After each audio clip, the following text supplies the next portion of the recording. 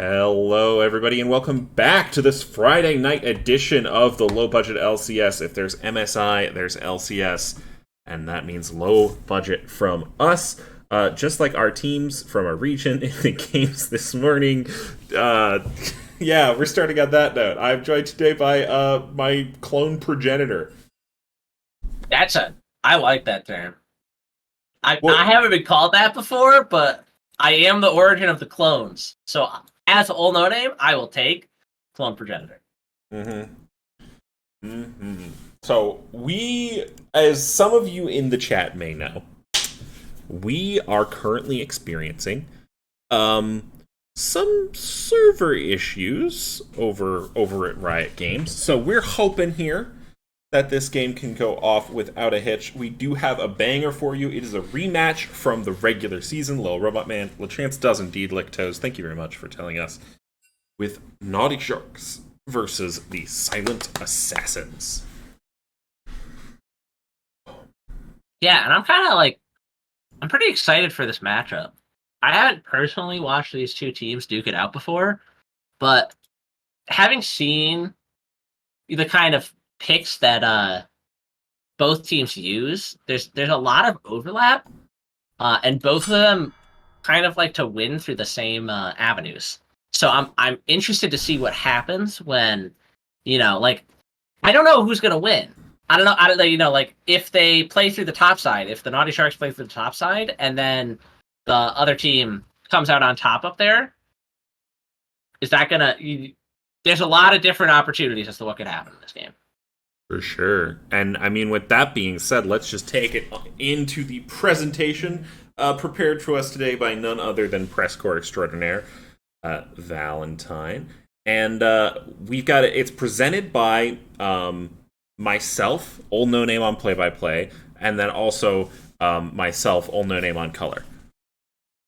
So that's what we're rocking with here. Yep. Mm-hmm. So this is a rematch in Group A, as we already mentioned. So the Naughty Sharks only lost 2 games during the regular season. Silent Assassins lost 6, but ultimately still had a pretty good record overall. And obviously they've made it this far in playoffs, so they have made it thus far. They won over the 4 seed from Group A and the 2nd seed from Group B. Meanwhile, Naughty Sharks won over the 2nd seed from A and are now coming in to face the 3rd seed from A. A lot of the picks, as we're going to see in a moment, are overlapping.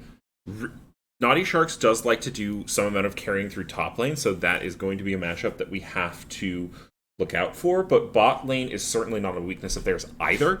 Kagran has put up some very stellar performances this season, particularly on Jinx and Xayah. But yeah.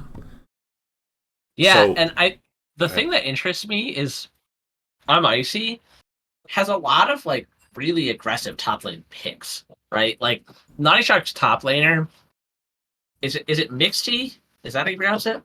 I like MXTI. Okay, MXTI, I like that too. Yeah. MXTI has a really good track record, but at the same time, Icy, like his picks are like Alawi, Set, Yone, like really aggressive. These sorts of things, like if they're positioned correctly, he can win matchups. And if they play around top and he wins it, that could, mean serious issues for the Naughty Sharks. Yeah. So I'm kind of interested to see what happens up at the top lane. Like, I feel like it's been really hyped up.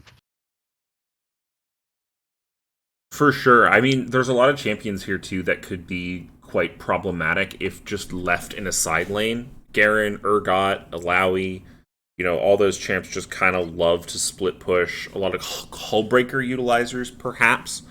And the one thing that does worry about me, now that we're just going to look at Silent Assassins in terms of their compositions here a bit, is that save a few specific picks, it does feel like they draft a lot more scaling, particularly with Asol, Vygar, Jinx, stuff like that. The way they're going to be needing to make things happen. I mean, the Jarvan is the most early game champ there. I think maybe followed by Sej, or maybe I'm completely wrong.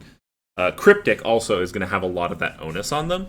Um, but Naughty Sharks are they're not a team that messes around, so that you've got a similar champ pool here in the jungle with, again, the Jarvan and the Wukong for Bengi, but he also plays the Vi, which is a little bit more aggressive.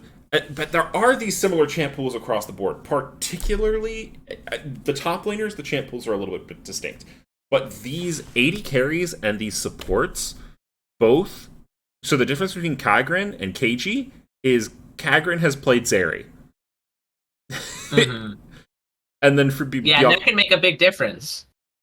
Yeah, for sure. I mean, I would be interested to see what happens if one team just decides to ban. Okay, we're going to ban the Jinx, we're going to ban the Xayah, we're going to ban the Varus.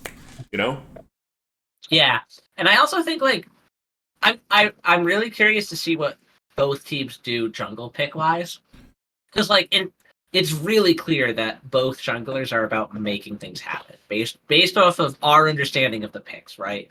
Like the difference is like one of them favors Vi over Sejuani, and like both of those are still really all about making things happen. They create plays, and so I'm curious to see like if you're on blue side, is there a certain pick you're favoring between like the overlapping picks? Is there like a certain thing you don't want the other team to have? Are you even prioritizing jungle at all? Like you said, are you just gonna ban, like Jinx, Zeri, Xayah, and then like pick Varus and just like have it like that? I feel like one team is gonna end up with Jinx Thresh, and considering how much both teams favor that, I wonder how much of an advantage that's gonna give them. Yeah, I mean, I feel like red side ends up with Jinx Thresh here. I kind of feel like it's going to be B1 Jarvan unless it's banned, and then R1 R2 Jinx Thresh. But we'll have to see ultimately what ends up happening. I would expect top lane counter here to be saved for MXTI, as Naughty Sharks have selected red side. They selected red side. Yes. Interesting. Because See, they I were the see higher. blue as the more. Yeah, that makes sense. I just see blue as the more coveted side based off of the overlapping picks. Like, you want to make sure that you can take one of those things away, and that you have the advantage on that. I mean, they may have the better read than me. I have not played an economy this season, so I don't know. But I am intrigued to hear that they picked red side. Yeah, I mean, it does speak to potentially wanting to play through bot lane, as we are going to get the first bans coming out here in a second. But I did just want to highlight some of the things. I mean, as we said, jungle and supports, I think for both these teams are going to be big facilitators. I think both of these teams are playing with slightly different lineups than their regular season. It is noted here that X 2150 has not played with the team this season. Not all season, but their champ pool seems to work with the composition. Detective. Yeah, I've heard they fit well into the roster, so I guess we'll have to wait and see. Yeah, that's for sure.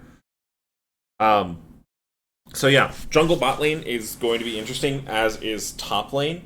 The mid matchup, I expect it to be relatively stable given the kinds of picks these folks are playing, but by no means is economy usually stable. I'm incredibly interested by these bans based off our understanding of these teams. Well, seems like on over. Yeah, it seems like Silent Assassins are really, really, like, they really want to make sure that the enemy jungler doesn't get on a carry. They banned Bel'Veth and Nocturne, right? Like we've seen Benji. He's got a good Wukong. He's got a good Vi. He's got a good Jarvan. So for them to ban those, they do first pick the Jarvan, which makes sense. We talked about this, but the Nocturne and Bel'Veth ban. Yep, I think you're right. Yep, there it is. It shows that they don't want Benji to be the one who's carrying this game. It's not. They don't care if he's facilitating it. They're just really scared of him being in the driving seat. Yeah, I mean, hey, so we see Jarvan picked up first. We see Zyrakan the response instead of Jinx Thresh. Then we see Jinx Nautilus.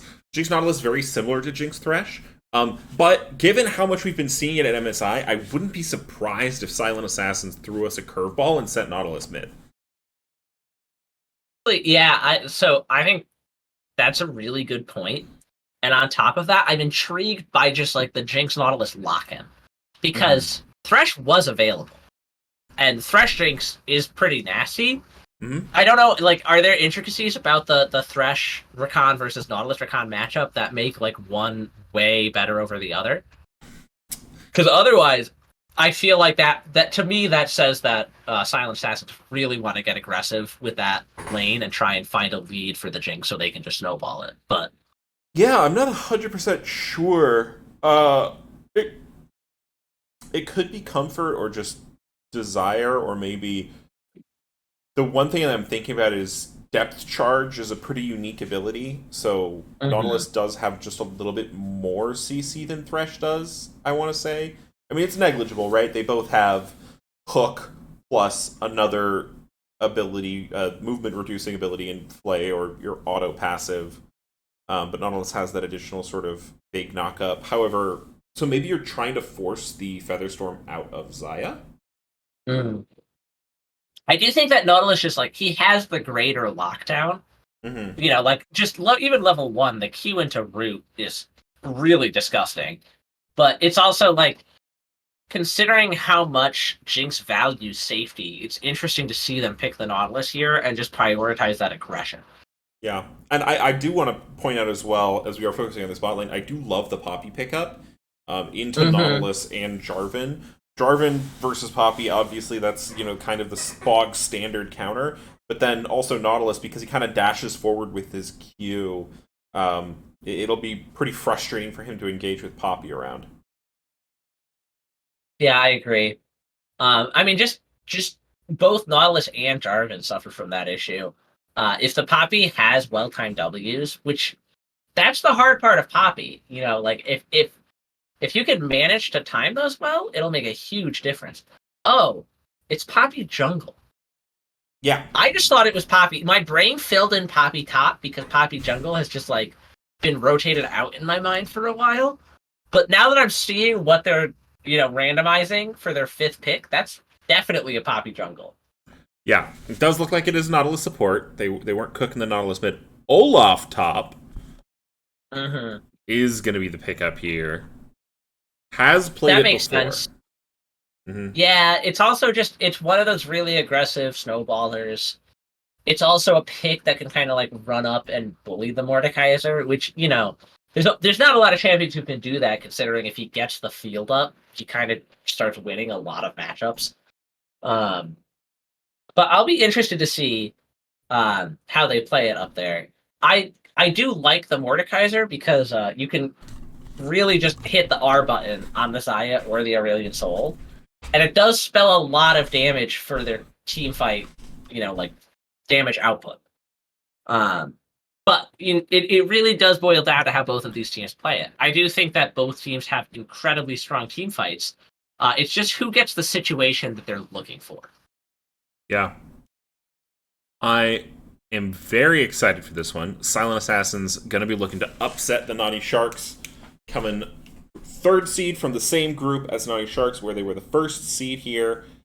But I do believe in a little bit here, we are going to have a couple of special guests who are Oh going yes, to break down the draft here, as I will get. that, knowing who's behind the draft, it hadn't occurred to me. But now that you mention it, I'll wait. I won't reveal our guests, but knowing who's kind of like helping them think about what they're picking, that totally changes my perspective on both of these drafts. Oh, really? Yes. How come? Well, having been in close cahoots with one of them, I am really curious to what the thought behind Naughty Sharks picks are. It does it it's a really clean like front to back. You kind of have the aggressive advantage in top. Um, but I also think it kind of plays to this idea that you can outplay them. I think, like the Olaf into Mordekaiser, it plays to this fact that you can snowball the top lane. Even though I think Olaf just generally is good into Mordekaiser, it does play into that idea. So I'm curious to hear about these. Yeah, for sure. It does look like the teams are getting into their calls here. So, in case y'all didn't know, Vega, who y'all will be familiar with from the cast this season, and Zelius are the analysts slash coaches for these two teams. So I think we should be getting either one of them just now.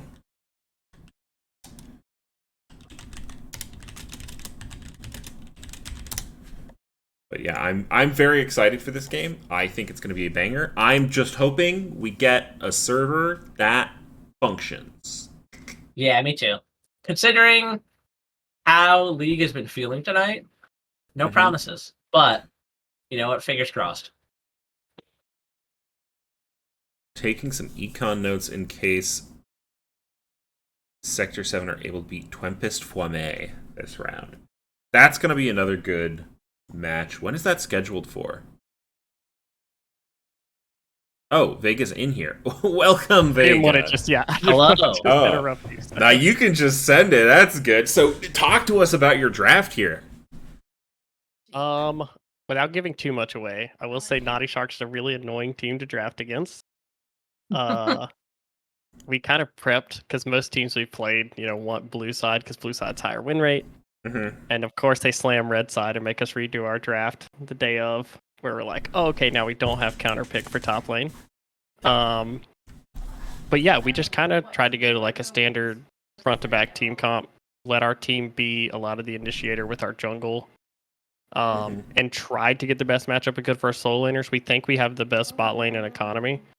So we wanted to just give them comfort and then try to let our other lanes, survive the storm that has been Naughty Shark's top half of the map. But yeah, that's our plan. All right. Now, I do have a question for you. Mm-hmm. I'm really not a mid lane player, so what facilitated the Syndra pick into the Aurelion Soul? Because I don't know the specifics of the matchup. We really wanted to just get a control mage matchup mid lane. We were really happy that they went with Aurelion Soul, actually, because Sindri interrupts the dash. It's really easy to chain with Jarvan combo. But realistically, we just hoped that they went with something that was a little bit inactive and wanted to stay in lane early, especially since we early picked Jinx. So it's more about Syndra also scales. The execute's really nice. If Aurelion Soul ever stops to open up the Q and do his like fire breathing thing, it's really easy for Syndra to combo on top of him. Yeah, pretty much that. Our draft actually went better than we thought it was going to. Some of their bans kind of surprised us. Interesting. Yeah, I'm curious as well. Speaking of bans, because I think I was surprised by the bans on both sides. What led to the Nocturne and Belveth bans? Because we were prepared for more like Vi Wukong. This is a little bit of OP.GG scouting. So their jungler has played Belveth a lot recently. He's played 18 games of it with an 80% win rate. So we were like, okay, not that. But what we also do is like most teams play only 4 junglers right now. They play pretty much like Jarvan, Vi, Sejuani, and I can't think of the fourth one now. Oh, Wukong. That's pretty much like the 4 junglers that get played. And so we were like, if we can make him play standard junglers, our team will be more used to playing against that than like if he plays. It's not that like Nocturne's like insane. It's more that like we don't have scrims against Nocturne. So yeah, it's and like it's a very like it's a up. particular play style. Right, and we were like, okay, we want to pinch that off, and their mid laner has like 300 games of Ahri, so we were like, okay, not that. Their mid laner also did play Kennen in a game recently, if I'm not mistaken. And He did. Kennen. They did lose that game, so we were like, okay, maybe we can bait him into picking Kennen mid again. Interesting. But they're a really good team. They were really tough to scout for, and we kind of knew if we didn't, we flip-flopped a lot on our first pick, but we ultimately were like, okay, we're going to pick a jungler, they're going to pick an AD carry in sport, we're going to pick a AD carry in sport, they're going to pick a jungler, because everyone does bot lane jungle in their first 3 picks pretty much all the time now. Yeah. pretty standard. If we already touched on it, I apologize. I may have zoned out. What was the reasoning for Nautilus instead of Thresh? So the way Rakan's E works is whenever he dashes back to a target, he puts himself behind that target. So Nautilus is in a lot of ways a hard counter to Rakan, because when Rakan engages, if you ult Rakan and he dashes back, he carries the Nautilus ult back through his entire team. Ah, I see. Also, yeah, so I'm a support main, so I was like, we have to pick Nautilus. I'm a Rakan main also. I was like, this is the worst thing to play. All right, that makes sense. We were just thinking, like, Jinx Thresh is such a classic combo. Like, Jinx really likes having the Lantern. It makes her life so much easier. That we saw the Nautilus come out, like, instantly after the Jinx. Like, a second after the Jinx came out. And we were like, wow, they were really confident about that for being not what we expected. We've had a lot of success in scrims with it also. So we were, like, really confident on the pick. So we were like, okay, we've been winning on this. Let's stay in comfort. I think game 1 of series, a lot of times, like, comfort is what's important. To be like, okay, you've played this, you've had success. Let's be confident going into the game. Mm-hmm. Hello. Oh, there you are. Look what the cat dragged in. We have the coach for the Sharks here, Mr. Zelius. Why don't you take us through some of your draft thoughts without, giving too much away? Yeah, so they picked whatever they B1, Jarvan. Mm-hmm.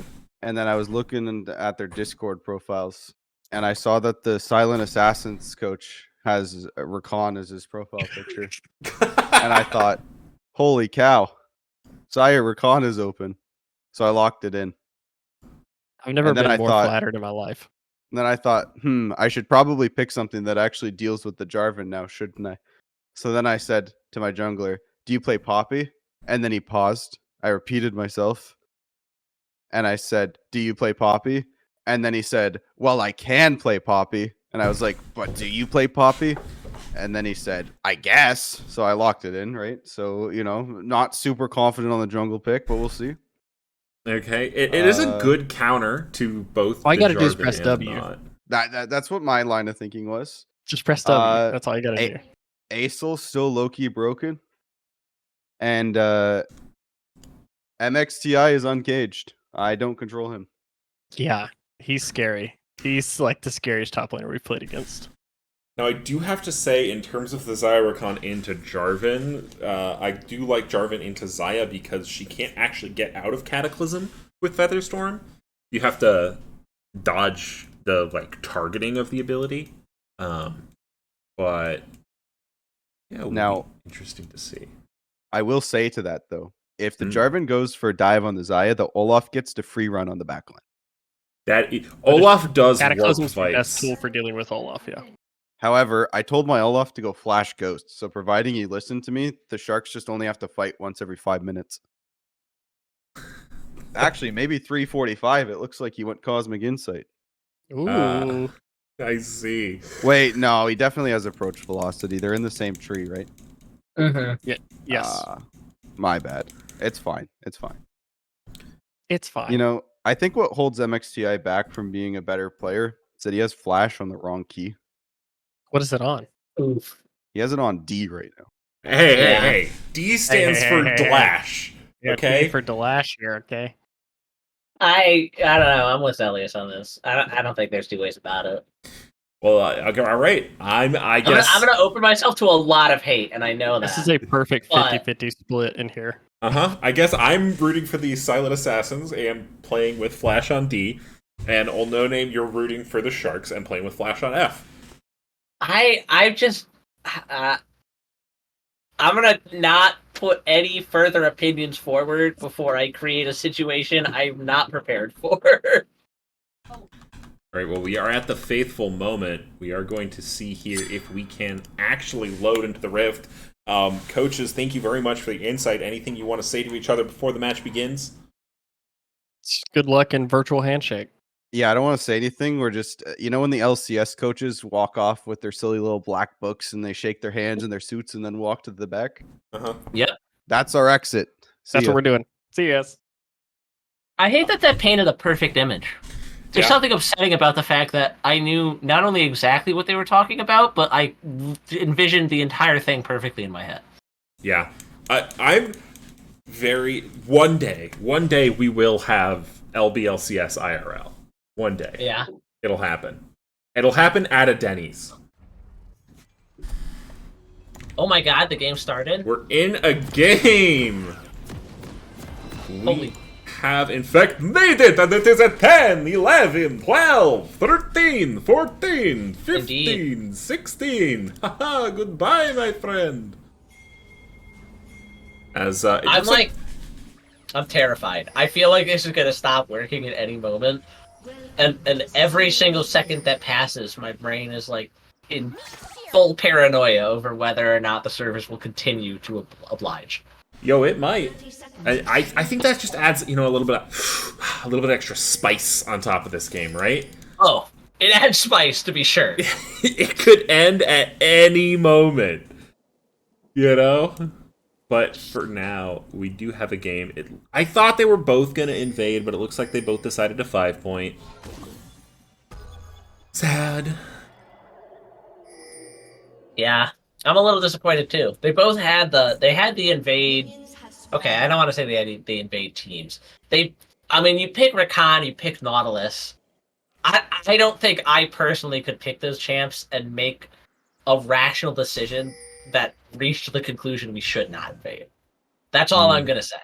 I'm not saying that I'm the smart one for calling an invade just off of I want to, but you could get a kill.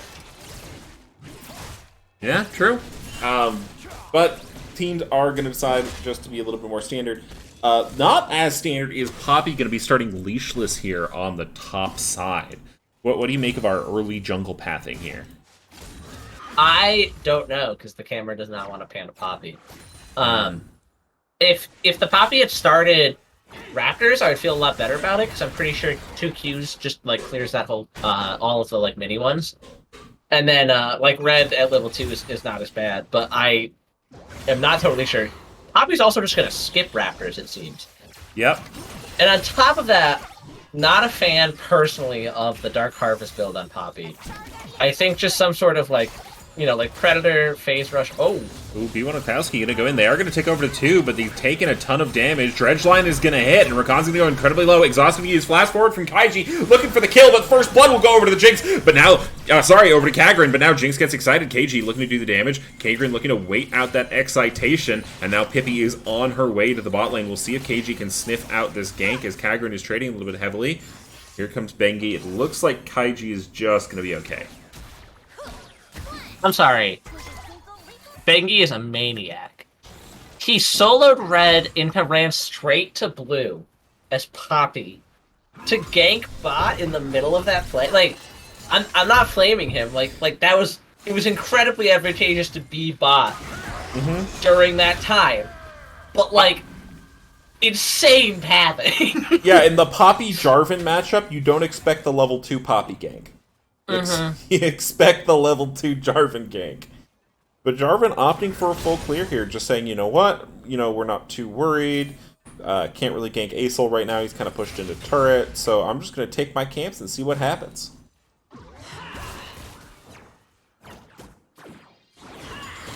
Yeah, I mean... Ooh. I don't think too much is going to happen. No, not too much is going to happen other than a little bit of Stardust going to be sprinkled. It is not a Aurelion Soul. I think that's going to require a back, and if it does require a teleport, that could make a difference, but... Yeah, it does have 500 gold in the pocket, so it could just pick up a tier and come right on back, which does look like it is the plan. Yep.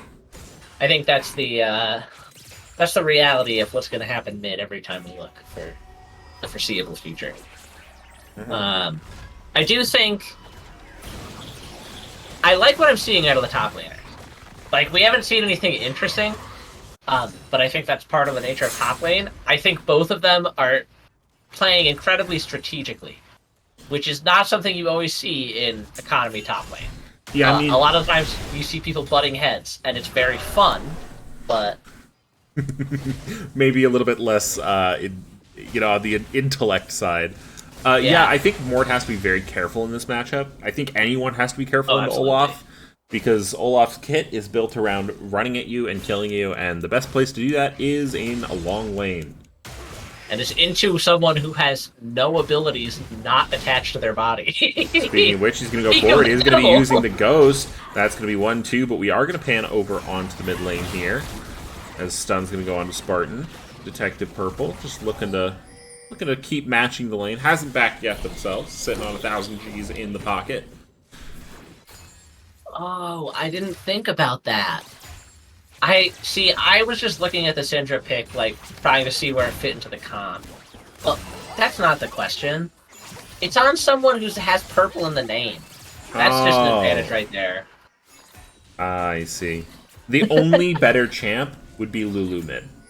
Oh, okay, they spotted the Poppy because she dropped the vision word. Yeah, I knew Jarvan it. is going to be here. Kaiji's going to be in trouble. Is going to get into the wall, but Bielkowski and Kagran not quite able to follow up. Zapper's going to be good, but here comes Solex 2,150. However, they're going to be incredibly low, and Asol's looking to get a kill on the backside. Not quite going to find it. Keiji's going to go down. Soul's going to get taken out by the dragon that they started. And things are looking heads up for the Sharks.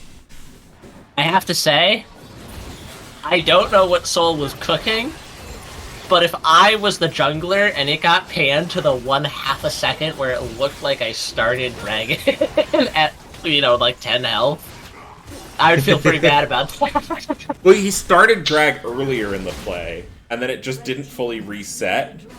By the time I think he started drag, and then Aurelian came over and just fried him. Mm-hmm. But it looked really bad from the stream's perspective, and I feel bad because I feel like it wasn't that bad.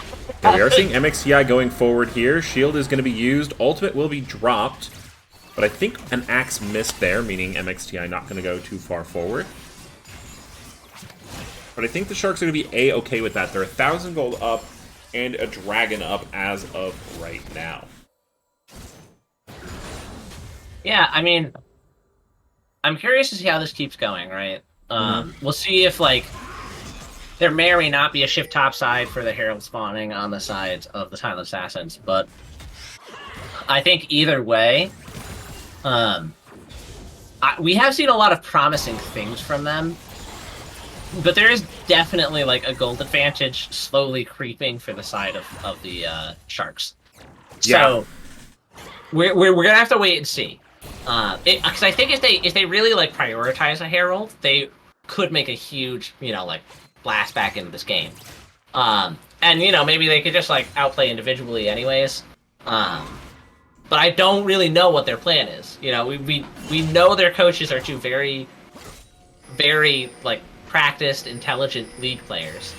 I hope Zillius heard that, because, that's the only time I'm going to give him a compliment. You get one and done. I'm excited to see the Jarvan hit 6 here. I think that is going to give you a certain amount of utility, particularly against Spartan here in the mid lane. Asol just currently stacking up right now. We can take a little peek, actually. We are sitting at 39 stacks. So, not all that much, but still a number that is greater than 38. Speaking of stacks, Syndra's at 36. Oh. So she is pretty close to that Q stack threshold. Yeah. I really I don't understand enough about Syndra. I've played her since the rework, but it doesn't seem like playing her actually contributes to grasping how she works. It does seem like they're gonna get the Herald, and they did send the support up there to make it work. Yeah. I do like that play. I am worried for Kaiji as he tries to clear this wave, but I think he's got it. Yeah. And I'm gonna go on a limb. I think he's got it better than Stixay had it. Oh no! Don't say it, man. Oh jeez! Oh, you gotta breathe. Okay, let's be real. Okay, brief MSI side tangent. They look good in games 1 and 2. They looked really good, and it makes me sad that they had to face JDG, because I think GG in that form beats BLG. Yeah, we are going to see MXTI going in again here. I'm Icy going to have to be careful, but I think I'm Icy is doing an excellent job of holding that Mordekaiser W until he gets right in his turret range, which makes MXTI think, well, can't kill him here. MXTI still does have a sizable farm advantage, but the fact that you haven't died yet to the Olaf in this lane, it's a pretty big deal. Yeah. I do have to say, it's just always, as I'm icy, like, there are certain things as Mordekaiser that make life feel easier. But the dive's not one of them. Yeah, he's going to use the Death Realm just to be safe near the tower, but MXTI will be there waiting and gets out. He's going to be popped up, so he's away from the tower. A brilliant move there from Benki. Is going to be hit by the axe, and surely that is going to be a kill. Goes over to MXTI despite Spartan's attempts to perhaps steal it. Detective Purple having the dragon there on the back end of the fight. Gotta say, that's a new interaction. I don't think I've ever seen anyone rip Poppy ult in the middle of Mortal. I don't know if it was blind stupidity and just like not knowing what it does, or sheer genius to get him away from the tower. I think it was sheer genius to... Oh! Yeah. Getting a little spicy dancing underneath the bot turret, but not too much going to happen. Yeah. I wasn't sure. It felt like it could have gone either way for a second. But I think the real genius of the Poppy ult in the middle... Oh my god.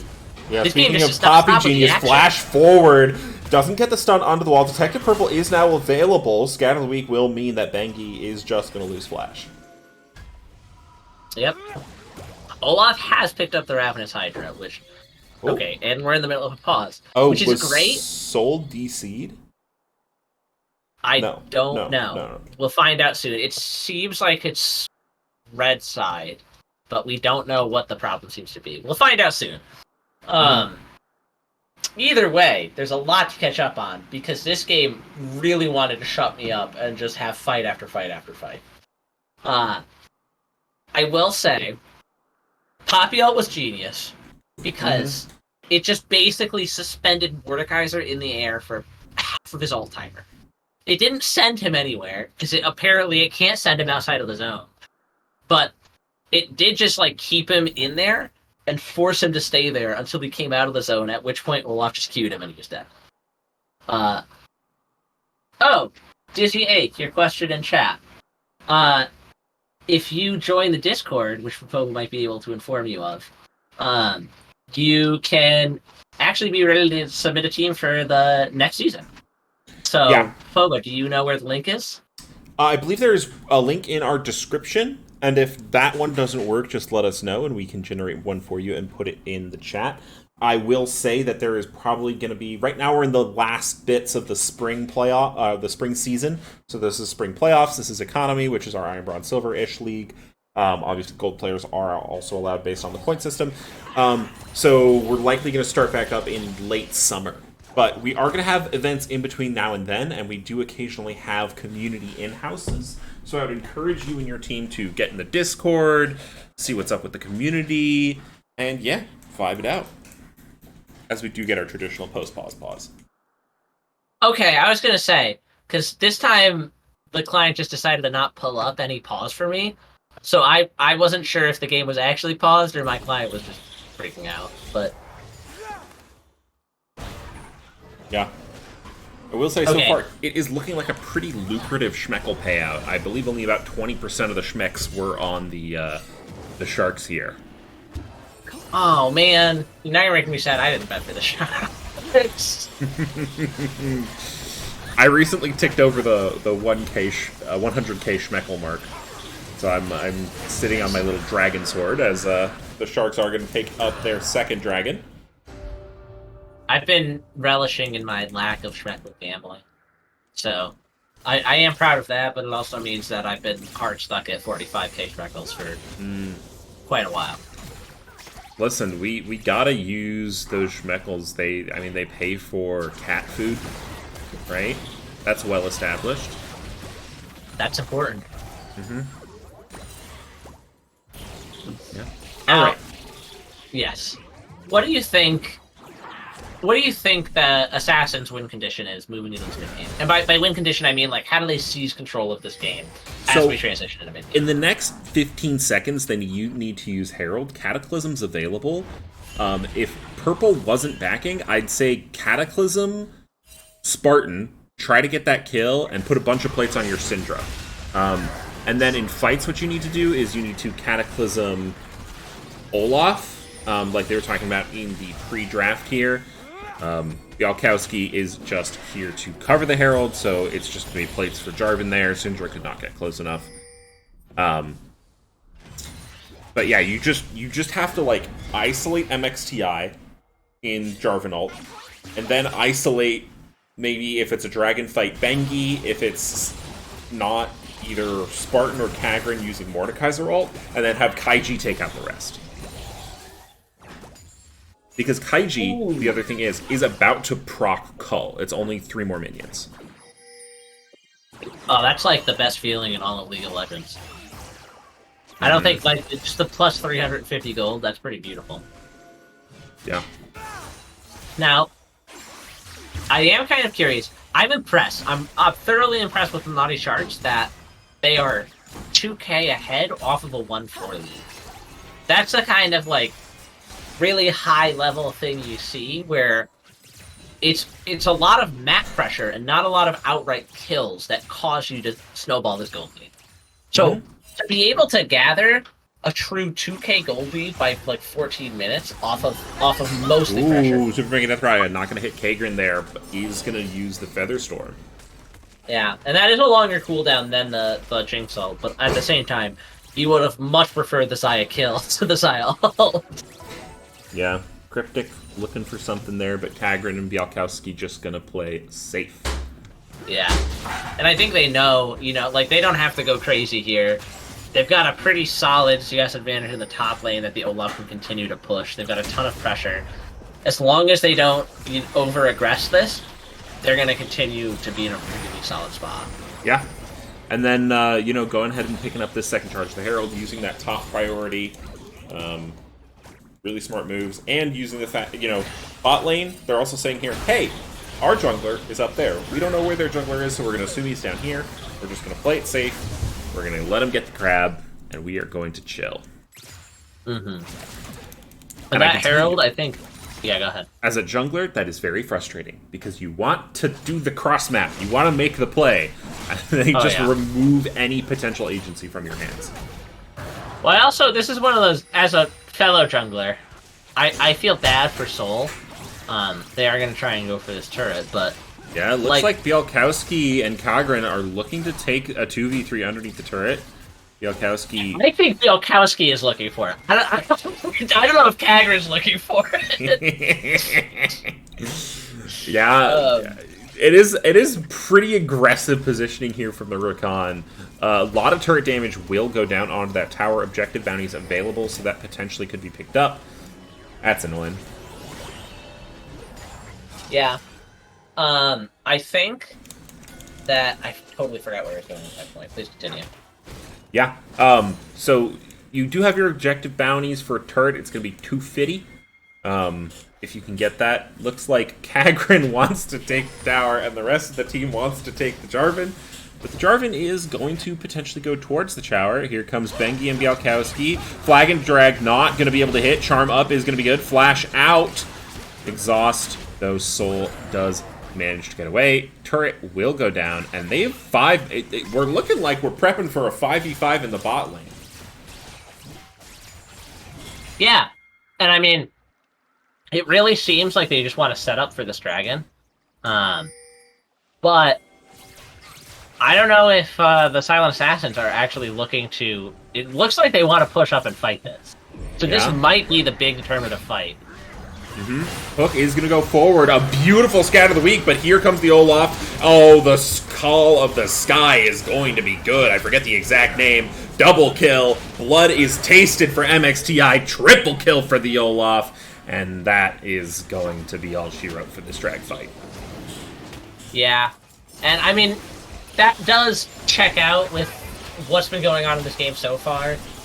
I do think that Naughty Sharks have just done a phenomenal job, like, building the lead steadily, pushing it, like, 3 Drakes to none, they got the second Herald, 7 kills, they're ahead in CS everywhere. So they're they're looking pretty monstrous. Like, I don't think that Silent Assassins have played this game the blind Q in the bush, and I'm Icy is going to be in trouble. MXTI looking to find their 4th kill in the last minute or so, but a lot of damage going down. One more Decimate Smash might be able to do it, but it's not going to be enough. MXTI gets 5 kills on the board. Yeah, and I mean, it is really tough as Silent Assassins to keep your head in this game and try and figure out what your win condition here is. I think a lot of teams try to look towards, like, okay, what do we do next game? Now, actually, I have an important question. Is this best of 3 or best of 5? This is best of 3. Best of 5 is just for finals. I'm pretty sure. Okay. Someone will correct me if I'm wrong. I'm sure. They might be hearing, by the Trust way, the internet. my background. There's cooking going on behind me, and my mic is pretty sensitive. I think it's me, just because I feel like I would have heard the cooking. But Well, no. we'll find out. Discord noise gates, but I don't have a great noise gate on my OBS. I should probably figure that out. Meanwhile, in the top lane here, Bengi will get spotted out by I'm Icy. Goes forward, but this might be a little bit of a mistake. Sultan 50 is available. This. One's going to go away, but now here comes the Jarvan. Bielkowski with the save is going to charm him up. Super Mega Death Rocket not going to be able to hit. They're going to look for it, but the tower will fall. And so will the Prince of Demacia. That was painful. I don't know if I can sugarcoat it. I saw what Soul wanted there, but to watch the Mordekaiser just get yeeted out as soon as he EQ'd in and just be stranded, whoo, that hurts. That hurts to watch. Yeah, that's a little bit of a rough one there. But I do think Silent Assassins can come back into the game. That last drag fight was a little bit disastrous for them, I won't lie. But I did see the potential with the Nautilus engage and the Scatter the Weak going on top. It looked very promising for a second. I think if you can just manage to isolate this Olaf, try and just intentionally fight where Olaf isn't. Maybe do it before drag timer. Maybe do it, when they're not expecting it. Maybe utilize the fact that you have TP. You have 2 TPs, and he has Ghost Flash. Have the Mordekaiser split for a while. But you are going to need to deal with the Angry Viking. Yeah, and I think there's a positive and a negative to the fact that MXDI has opted for the Triforce here. Which is that if he had opted for the Jack shows, I think he's really scary. He's really tough to take down. He has the healing, he has the tankiness. But at the same time, I am scared to find out how many autos it takes that Olaf to kill the Jinx. It's probably not a lot. It's not going to be a lot. Oh, goes forward. MXTI wants this. Will be rooted up, but is going to be immune to CC. Detective Purple might be in trouble. Here comes the flag and drag. This guy's going to descend from over the top. You have managed to isolate him, but they are going to get thrown out of the fight by the Poppy. Bengi can play it. Does manage to survive the Super Mega Death Rocket. Jinxel! Woo! Oh my lord. Benji, why? Yo, okay. Bengi, why are you going back in? Bengi! They don't need you! Just leave, man! Oh, okay, God. He got it. Oh my god. He scared me. Yo, Bengi... He went right past the honey fruit to get to the Baron sooner. And I really thought he was just gonna perish. Bengi has had 2 of the most insane Poppy ult interactions that I've ever seen. Especially for someone who at the beginning of the series, according to their coach, said, Yeah, I play Poppy, sure. Mm-hmm. I guess. I mean, sure, whatever. Yeah, whatever. Yeah. I mean, yeah. 3-man throwaway so that, you're just leaving people alone with the rest of your team. You finish it off, you go take the Baron. I mean, not the most impressive KDA I've ever seen, but certainly putting in work when it counts. Yeah. I do have to say, I think it's hard to appreciate because it was really only visible for like a second.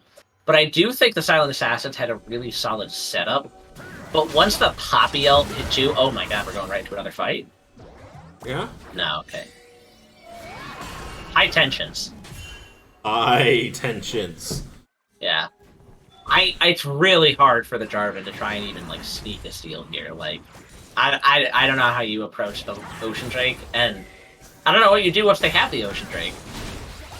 Yeah, it does give them some of that tankiness. You do force the Olaf ult out here, however, that might not be what you want, as now he's going to turn onto you with the Ocean Drake. Gives him the power. The skies are going to descend. That's going to be Mordekaiser. A beautiful double charm. Triple charm, actually, Super Mega Death Rocket. They're just going to be a little bit too high health for that. And Yeah, Kaiji that's a will good be fight. left alone. Spartan's gonna look for it. The dragon's breath will find it. And a quadra kill goes to one Spartan left. Yeah, I mean, the Aurelian Soul has scaled. He Yeah. is here. He's ready to kill. He does not care about your Jarvanel if he is mid-E. He will go right over it. And all 5 of them are dead. I think this is mid-inhib, and probably even more.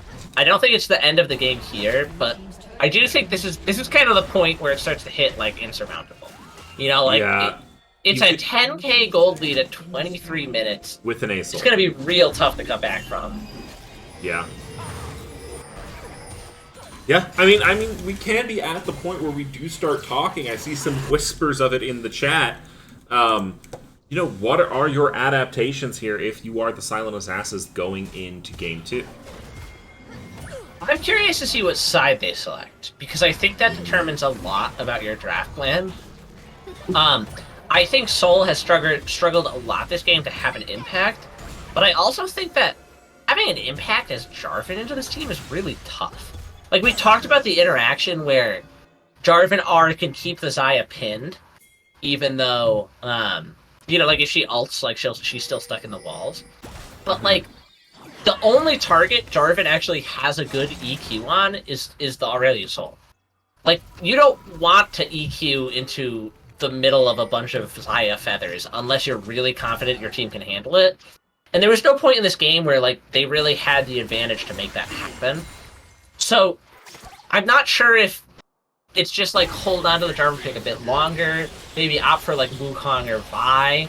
But I think if we see a game where Soul gets to really show his colors and be super proactive in the early game, that's going to make a big difference. But it's also, like, that's hard. Yeah. We just joked about how Benji just said, like, oh yeah, I mean, I guess I could play Poppy, and then he rocked this. Like, what are you gonna blind pick as the jungler into Benji, and then just, like, if he could just pick whatever he wants, I don't know what you're supposed to do into that. Yeah, on top of that, I mean, Shark's doing a great job with their jungle tracking and their cross-map playing. Kygrin and Bialkowski playing safe when required helps to nullify some of that potential early game aggression. So I do think it is kind of tough going into this game too. I think, Vega said they prepped red side draft more than they had prepped blue side, so that was a bit of a curveball. So I do think they are going to take red side this time. They will end up with counter pick for top lane. MSTI is going to have to be careful. Okay, and good shield. I don't think MXCI has to be careful this game. I think we're past that point. Listen, if there's one thing I think MXTI has to be careful about, it is turrets. He doesn't have to be that careful, but I think he should be careful. I don't think he will be, and I don't think he has to be. Yeah, I think that's fair. But we'll see. I mean, if MXTI, dives too far, I think that's a pretty big win condition for Silent Assassins in this game. That's the kind of thing you want to see right now. Mm-hmm. Yeah. But we are going to see this game really clinical here from the Sharks. They're not over-forcing. They're not saying, hey, why don't we just win the game yet? They're saying, listen, we're in the lead. Let's not throw it. Perhaps they're waiting. They've got 1 minute 45 seconds on this Elder buff. I mean, if you walk down mid lane wearing Elder and Ocean Soul, I do think you probably can just force the end. Banky might be in trouble here. He's forced to flash over the wall. That's a big cooldown, but at the same time, I don't think it's big. It's not enough to make the difference in a fight. Yeah. I am really impressed with the discipline of both of these teams. Like, I know we're in the later stages of economy playoffs, but considering this is economy, like, economy has stepped up its game a lot. Like, both of these teams are playing very disciplined, and it is, we're seeing like a 38k to 51k gold game. But at the same time, like, Silent Assassins are playing this really cohesively. So, I'm really impressed by both teams, and I'm curious to see what kind of difference, things like draft, things like early stages will make when we get into the next game, and we get to see a different sort of style. Yeah.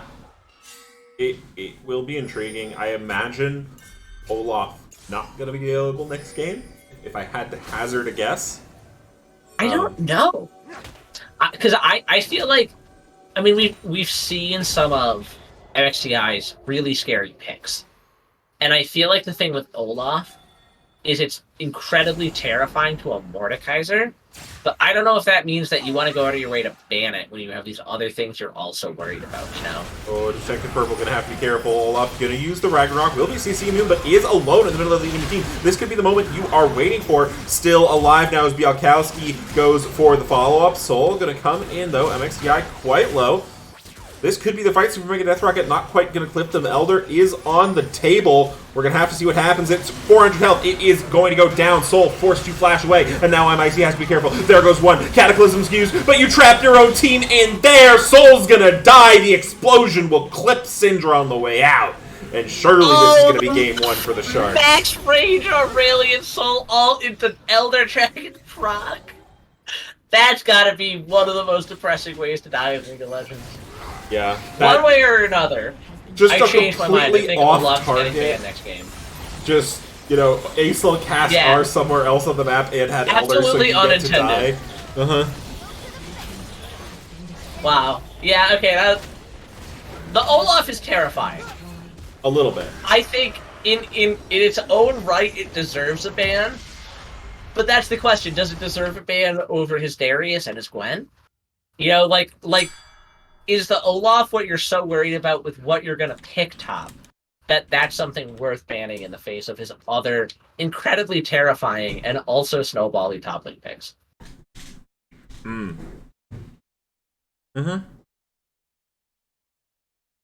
Yeah, and I will end that prediction. Sharks fans will be very happy. Oh, someone ended it already. Wow, they were fast. But yeah. Oh, man. So I've got the draft up on screen here. I think maybe you can't drop either the Bel'Veth or the Nocturne ban to pick up an Olaf ban. I also think you may not need an Olaf ban if you're on red side. I agree. I think that red side, considering how scary top can be, for one, red side's more preferable just off of that. But also, that's the thing. It doesn't matter if you ban one of MXCI's picks that can destroy you. If you don't know the pick, if you have to blind pick, and then he gets the counter into it, it doesn't really matter, because he has a broad enough champion pool that he'll just pick something that wrecks your champion, and then he'll snowball off of it. So I do think that you it's probably more beneficial to just go red side and focus your bans elsewhere and save top to last pick. I see. Well, I mean, we'll have to wait and see, though. It's not like there's plenty of places that you want to place bans as silent assassin for that game. Yeah, for sure. And we are going to go ahead and see them take red side as predicted. So a little bit of switch up going to happen in terms of the draft as we are getting ready for the second game of the series. Could be match point here for the Sharks, or Silent Assassins could come back and give us a baby Silver Scrapes. Baby. That is a weird... It's one thing where, I know why Silver Scrapes is such an important, League of Legends thing. And it's just because it's the Game 5 thing. Where every single time it goes to a 5th game, they play it. But if there was a song that was, the 3rd game song, what do you think it would be? Oh. Just any song? Well, I mean, I'm trying to think, and it's there's certainly a lot of songs that they play over and over again in actual, competitions as to, just regardless of where it is. They'll play a lot of songs over and over again. So I'm not sure if there is actually a certain song that's been played the most in the third game, like before the third game. But what do you think is the next most hyped song after Silver Scrapes? Well, I don't know if I could name them. Uh, I've absolutely zero idea of what they're called. That's understandable. My instinct, I was gonna say "Harder, Better, Faster, Stronger" by Daft Punk. I mean, that's just a good song. Yeah. So, like, you know, that was gonna. I can't blame you for picking it. God, I am scared to find, like, part of me wants to look up when that song came out because I know I'm gonna be terrified it was of a what the actual long answer time is. ago. It was like 20 years ago or something. Not 20. There's no way No, it's but 20. a little too close to 20. All right, as we are gonna get them swapping the sides here. I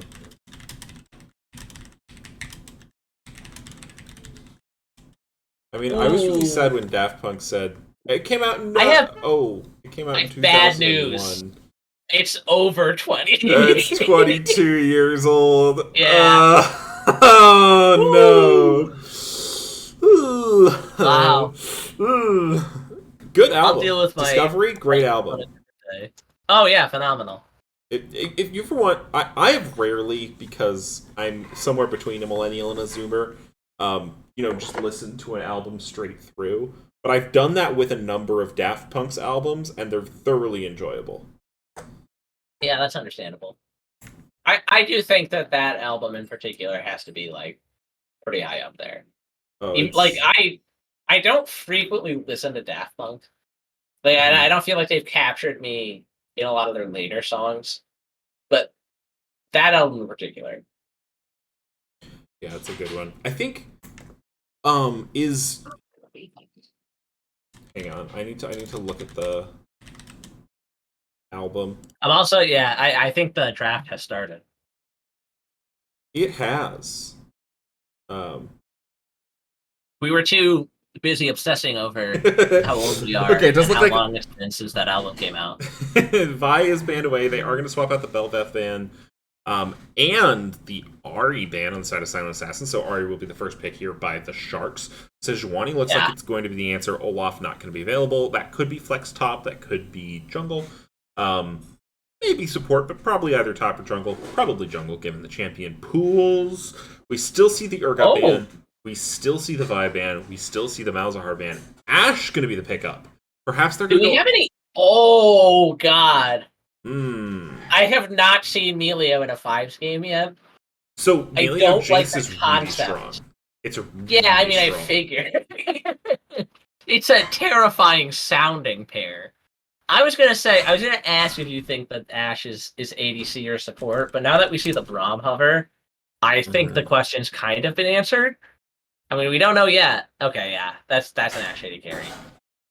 I think we're seeing a full Freljord comp from Silent Assassins. I mean, I don't hate it. I love the commitment to a theme, Ultimately, I like the commitment to a theme, but I also like that it kind of works. Yeah. Like, the Ash slow, like, guaranteeing the Sejuani stun, getting the Braum stun up front, and then being able to combo it into a Sedge stun, having the slow to be able to guarantee the stun. All of these things are good synergy. It's just what do you fill the rest of the comp with? I am a little sad that if they pick the Vygar, it will ruin the Freljord synergy. Yeah, it would be a little bit of a modern tragedy. What Freljord mid laners are there? Lissandra. There's probably others, but Lissandra's the core. I feel like maybe an all Freljord comp is just a little bit too much CC. Is Varus? Oh my god, full AP Varus? I'm ready. My body is ready, okay? I love full AP Varus mid. I don't love it into Ari, but I don't care. It is incredibly fun. It outputs insane amounts of damage. I am very ready to see this. If Sejuani and Braum get on the same person, they are not going to be able to move for a long time. Yeah. Oh, but they do have Melio. Melio ult is extremely strong here. Yeah, but at the same time, I think that it's not even like the Melio ult that concerns me. It's just the mobility and the pick potential of an Ari Wukong mid jungle. Like into the champions you have picked that are pretty immobile, it's pretty tough for silent assassins to like be able to maneuver around that unless they have like really solid vision. And I think it's going to be hard on them, but it's not impossible. We'll have to wait and see because like I think it's tough to play the Varus mid into an Ari. Um, if that's a Yone pick, I'm struggling. Okay, so it's Yone top, Varus mid, Ashe ADC, correct? Probably. That's our best guess. Yeah. Okay. Is Yone good into Gwen? That's not a matchup I'm very familiar with because it's not one that happens often. I have no idea. Understandable, because I don't either.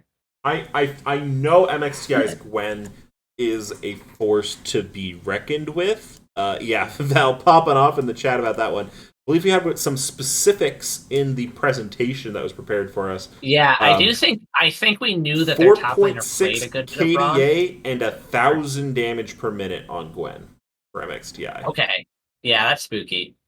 I'm pretty sure that presentation also contained information that their top laner played Yone.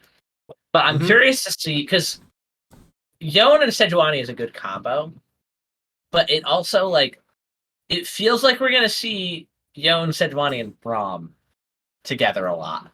Yeah. That's what that pick tells me. It doesn't mean that's what's going to happen.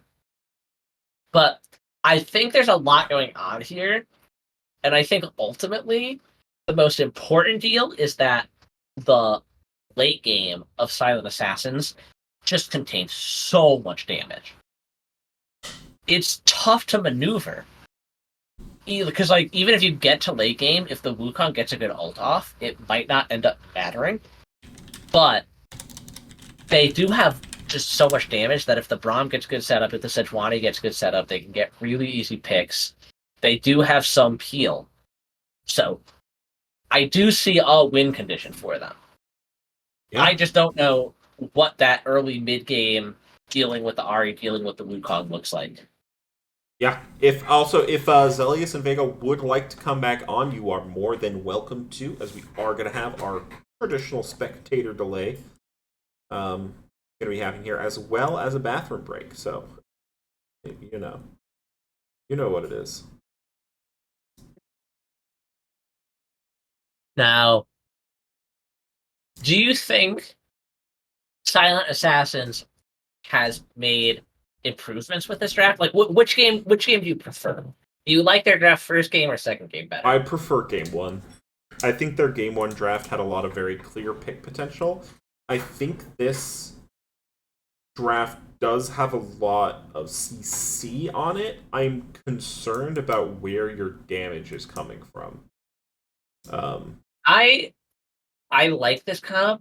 The only thing that's eating at me is just that the Ahri is so spooky. Ahri is especially spooky, Gwen's spooky. Gwen's spooky too.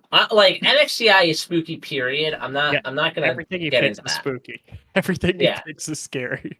I think the Ahri is scarier because you put one Spartan left on a particular threat of his, and I feel like I'm flaming Vega now that he's in the chat. But I can defend this point. Yes, go ahead, please. I think that the lack of scaling that Ahri has versus Aurelion Sol, I'd much rather play against than the ticking time bomb mid lane of Aurelion Sol. That's understandable. Whereas like Ahri is much more of a clear like, okay, if she gets ahead like a kill early in the game or something like that, we can, deal with it. Whereas Aurelion Sol is like, even if he's 0-0-0 at 25 minutes, you're like, okay, well, he's now going to like kill our entire team in the jungle. If he's 0-0-0 at 25 minutes, that's an issue. Yeah. Whereas like in our draft, this game's a lot more comfort than like function. It's more, like, okay, it's a lot of stuff our team likes. Our top laner, obviously, we did not want to blind our top again. And Emilio's obviously super good into us for the CC removal, and it's going to take a lot of discipline to not, put all our ults on top of each other for Emilio to cleanse. But it's comfort, it's stuff they like playing. We're gonna find out in like a couple minutes, but I'm an impatient man. The Varus is mid, right? Mm-hmm, mm-hmm. Okay, awesome. Yeah. I'm excited. Varus is like the clear pick that's good against Ari, but we're not hardly at all practiced on Vigar mid as a comp. Sure. And our mid wasn't super confident in playing it, so we are like, okay, Varus is like your pop-off champ, so let's, if you feel good about it, pop off. let's do it. It's potentially your last game of the season. Let's do it. Yeah. Now, Zelius, talk to me about banning Vi while you're picking Ari, because Ari Vi is a well-known combo, and I do believe Bengi does play Vi. Bengi has ego problems. We don't pick Vi anymore. This is like the most understood point. All right, that's a little bit of coach flame there coming out from Zelius, picking up the roofing torch and just singeing his juggler's hair with it. All right, so you're banning the Vi from yourself. No, I'm banning it from whatever their jungler's name is. Okay, so from Soul. Soul X 2050, 2150? 2150. Yeah. Vi gamer. I don't like Vi gamers. Get that out of my game. All right. Wait, you think we're... Listen, I think the Vi ban is weird. Well, Zelius, would you think she's less not of in the me game, is she? if I told you I have 114 games of Vi this season? That's disgusting. Did you ult the ADC in 114 of them? Yeah? You must be 100% win rate then, huh?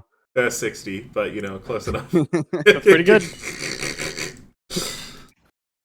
Milio is a broken champion. Yeah, he is. I don't know if and this isn't, I'm not trying to play anybody. I don't know if I trust people to play Melio enough. I was of that same thought, but then I realized that not a lot of thinking goes into him. If you just W, I guess, at E. If you understand that you're probably going to do less than 2,000 damage in a 50-minute game, and you just play with that fact, he's got a low entry point. I mean, yeah. Even if Bielkowski sucks, it's still a bonus and a range increase, right? Yeah, for Jinx is really nice in Rockets. Yeah. Plus, I mean, the E is so easy.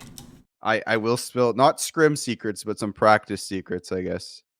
Our coaches were 2v2ing Kagrin and Bielkowski for practice yesterday. And Bielkowski was playing Milio. And he insect the enemy ADC under the tower. And the flash Q. The flash Q. So that's we're actually expecting disgusting. some wild gameplay here. We have to see it now. Truthfully, I'm expecting wild gameplay out of MXTI. But Spartan did get his one trick. Yes. To be fair, it's 250 games at 53% win rate, so we felt okay about it. I respect that. I was like, okay, is it that or the 80% Belveth? Or the 75% Nocturne? Bengi is a the thing with 75% Melio win rate on Nocturne? Yeah, he's got disgusting random jungle stats. He's Crazy. played so much Belveth lately. I should probably look at what they play, huh? I was like, dude, you're so hard to scout for. You're learning good things on stream. He was Nautilus. The minds of the coaches, everyone, absolutely. We are still waiting, I think, on a pee break. That's impressive. It's been a long That's time. a lot of. Yeah, that's a lot of. That's a lot of piss. That's a big bladder. That's a lot of. That's checked out. It's a well hydrated bladder. Or somebody is in desperate need of a catheter. Oh my god. Can someone make an LBLCS team called the Catheter Cowboys? That would be great. That's awful. Thank you very much. Would you like to paint us a word picture again of you and your little black notebooks bowing to each other and walking off stage? I'll let Ojai Vega take it away this time. Yeah, how do I in quotations walks up, fist bumps, and bows. And we ride off together in the sunset. Never to be And- seen again. Hand in No hand. coaches for Game 3. Yes, GG. Game 3 is the Wild West. The teams pick their own champions. All right. Well, Okay, thank you good very luck, guys. much for the insight again. Very excited to see this game 2 go down as we are into the draft here. Take a look at the Schmeckel pool. We got 8K on the Silent Assassins and 24 on the old Naughty Sharks, the traditional Schmeckel bet flip once the first game gets played. Mapola, Yeah. what made you say that any LBLCS team having the word catheter in their name was a good idea? It just pleased my brain. My little neurons went. They fired. They fired off. My neurons fired, and I was like, "That's good. That's some good shit." I was too like, it caught me too off guard to say anything about it in the moment. Listen, I feel like catheter is niche enough of a word where if you know what it is, it's fine, and if you don't know what it is, it's fine. Does that make sense? It does. It doesn't mean I like it. All right. Well, who are you putting your schmecks on this game? I'm not sure. My first instinct is to put it on Naughty Sharks because their team seems disgusting. But I think there's a really strong argument for the side of Silent Assassins because we've already talked about a lot of the synergy that, like you put the Sedge with the Braum, with the Ashe. It's generally like, I mean, even if you take it apart, like the Ashe with the Yone, the Varus' damage output, like there's so much that they can do that if they orchestrate it well, they can pull off a lot. I just don't know what they're actually going to do once they loaded the game because it's such an insane draft. Yeah. It is going to be interesting to see. I do think that if you can isolate Ari, Wukong, or even Gwen without the Melio, and you throw down a Varasult, throw down a Sejuani ult, maybe you have Yone there to do damage as well. If you can get your team moving in these clusters that can work together, particularly when their direct counters aren't available, I do think it's good. I have a question for Yone players in the chat. If you're fighting Gwen in Gwen Shroud, and then you pull back with Yone E, does the snapback damage happen like right? It as triggers you pull immediately, back? I'm pretty sure. So it would go through. Yeah, it should. Because Yone himself moves like individually, and the damage triggers at the start of it. So as long as you pull back on the E, I mean, like, admittedly, it's possible there's some extra Yone BS where, like, regardless of whether you pull back, the true damage just like triggers. Mm-hmm. But it just happens the moment you pull back. So if you're within her shroud, it will almost certainly block the damage. Okay. Well, we've got some hiding shrouds popping in saying yes. Apparently, Spartan has every Ari skin. What skin do you think he's gonna go? No, No. I don't. Spartan, if you own every Ari skin, why? It's one thing. I don't want to, like. I'm not trying to flame a particular player. If he wants to one trick Ari, totally acceptable. If he wants to wear whatever skin he wants on that Ari, totally acceptable. Mm-hmm. I just, like, something in my brain snaps the moment you suggest they own every Ari skin, but, like, not all of the skins, because that's just so many Ari skins to own in particular.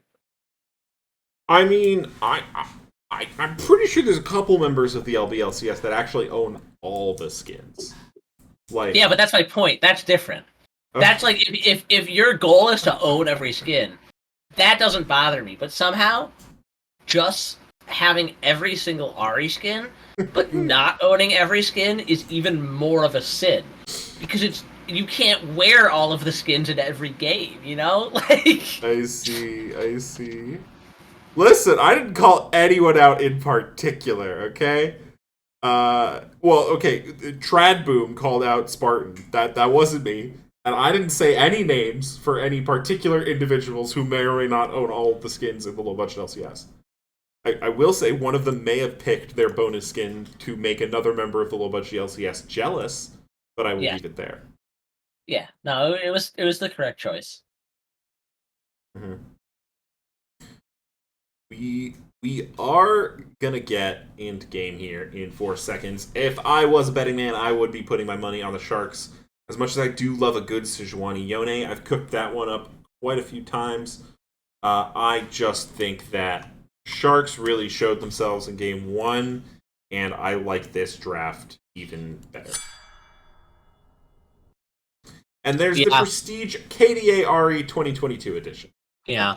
I don't want to believe it, but like if that's the skin you're pulling out, like if you have that skin and you tell me you own every RE skin, I believe you.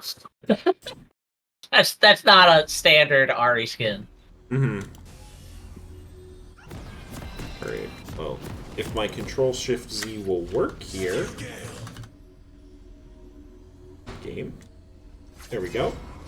I am at 15, 16, 17, 18, 19, 20, 21, 22. Yep. Goodbye, my friend. You know, there's this thing going on right now. One of the Count's relatives... Huh? You said there's this thing going on right now, and I said where games crash. Oh, yeah. I mean, that too. But, there's this thing called the Daily Dracula, where they'll... Yes! I'm well aware. Oh, yeah? Okay, cool. It's really cool. For those of you that don't know, Dracula is written as a series of primary evidence, mainly being in letters, although there is, like, a phonograph recording or something in there as well. And Daily Dracula sends you them chronologically in your email. I think the Count is thoroughly enjoying it. You know, it being one of his ancestors and all that. But... Sorry, did you just casually drop that you're one of Bram Stoker's ancestors? Or did I mishear that? Huh? What? You said something about ancestors. Yeah. Did you just casually drop that you're one of Bram Stoker's ancestors? No. The Count is one of Dracula's ancestors. Mm. Or Dracula is one of the Count's ancestors. Yeah. So, oh my god, I totally forgot where I was going with this. Daily Dracula. Yeah. Oh, fun Dracula fact. Okay. Did you know? Oh, the person who translated Dracula into Icelandic. Mm-hmm. Yep. Yeah. You already know. I don't have to say anything more, apparently. Well, so the fans know. Mm-hmm. He simply he just wrote his own fan fiction in Icelandic and then sold it as the translation of Dracula. And it took until he did that in like 1901. It took like 70 years. I think it took over 100 years. It took a really long time. Because he originally wrote the translation back around when Dracula was published in like 1901, and it wasn't fully discovered until 2014. Oh, I thought it was like the 1970s. That's even funnier. Well, something happened in 2014. I don't know. Oh no, I believe you. I don't like. Oh, we are going to see Bangy going in here. Detective Purple is going to be incredibly low force to flash away. That Q empowered range is not going to quite be enough. Now Spartan going forward. First blood goes over to the Ari. That's the Ari special. Flash Ignite W. If they're low enough, you don't have to hit any spells.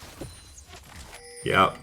I mean, this is what happens when you give someone their one trick. You have that confidence, you have that muscle memory, you say, oh, there's a kill here. You flash forward, you don't care you burn flash, you burn ignite, you get that kill, you get that first blood, you get that gold, and you get yourself a rolling. And there's the Dark Seal. Oh yeah, no, you're absolutely right. It is 100% about getting you rolling. Oh. They want to fight up top lane. I was positive one of them was going to die there. They're just that confident. They're ready. They want to fight more. Yeah, Bengi also looking really aggressive here on the Wukong. They did stop I'm Icy's back underneath the turret up there. We're going to watch some laning here from Kagrin, KG, Cryptic, and Białkowski.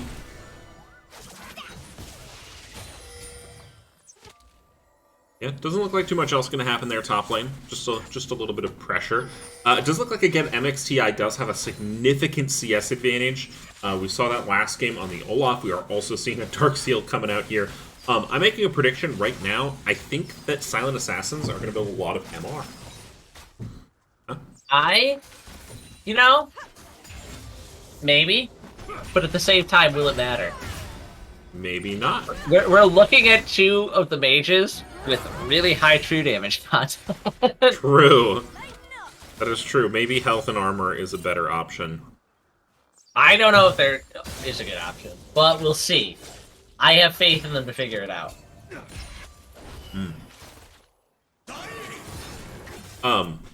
I see you're bullying people in Twitch chat.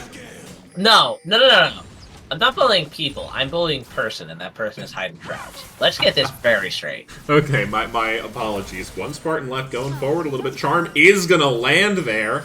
We're not going to have too many more abilities to chunk that one out. Detective Purple doing a good job training it all back. Yeah, I mean, it's unfortunate that you have that early death, but I do think that,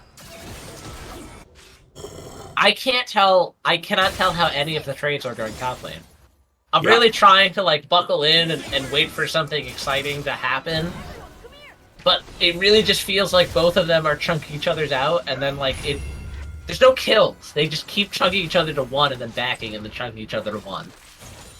Yeah, it is interesting. I feel like eventually they're going to have to start one of these trades at low enough health that something's going to give. Oh, we see forward. That's going to be a beautiful charm into the turret, but one Spartan left might take one too many turret shots, and they're going to trade themselves. Hill goes over to Bengi, but that's a worthwhile trade.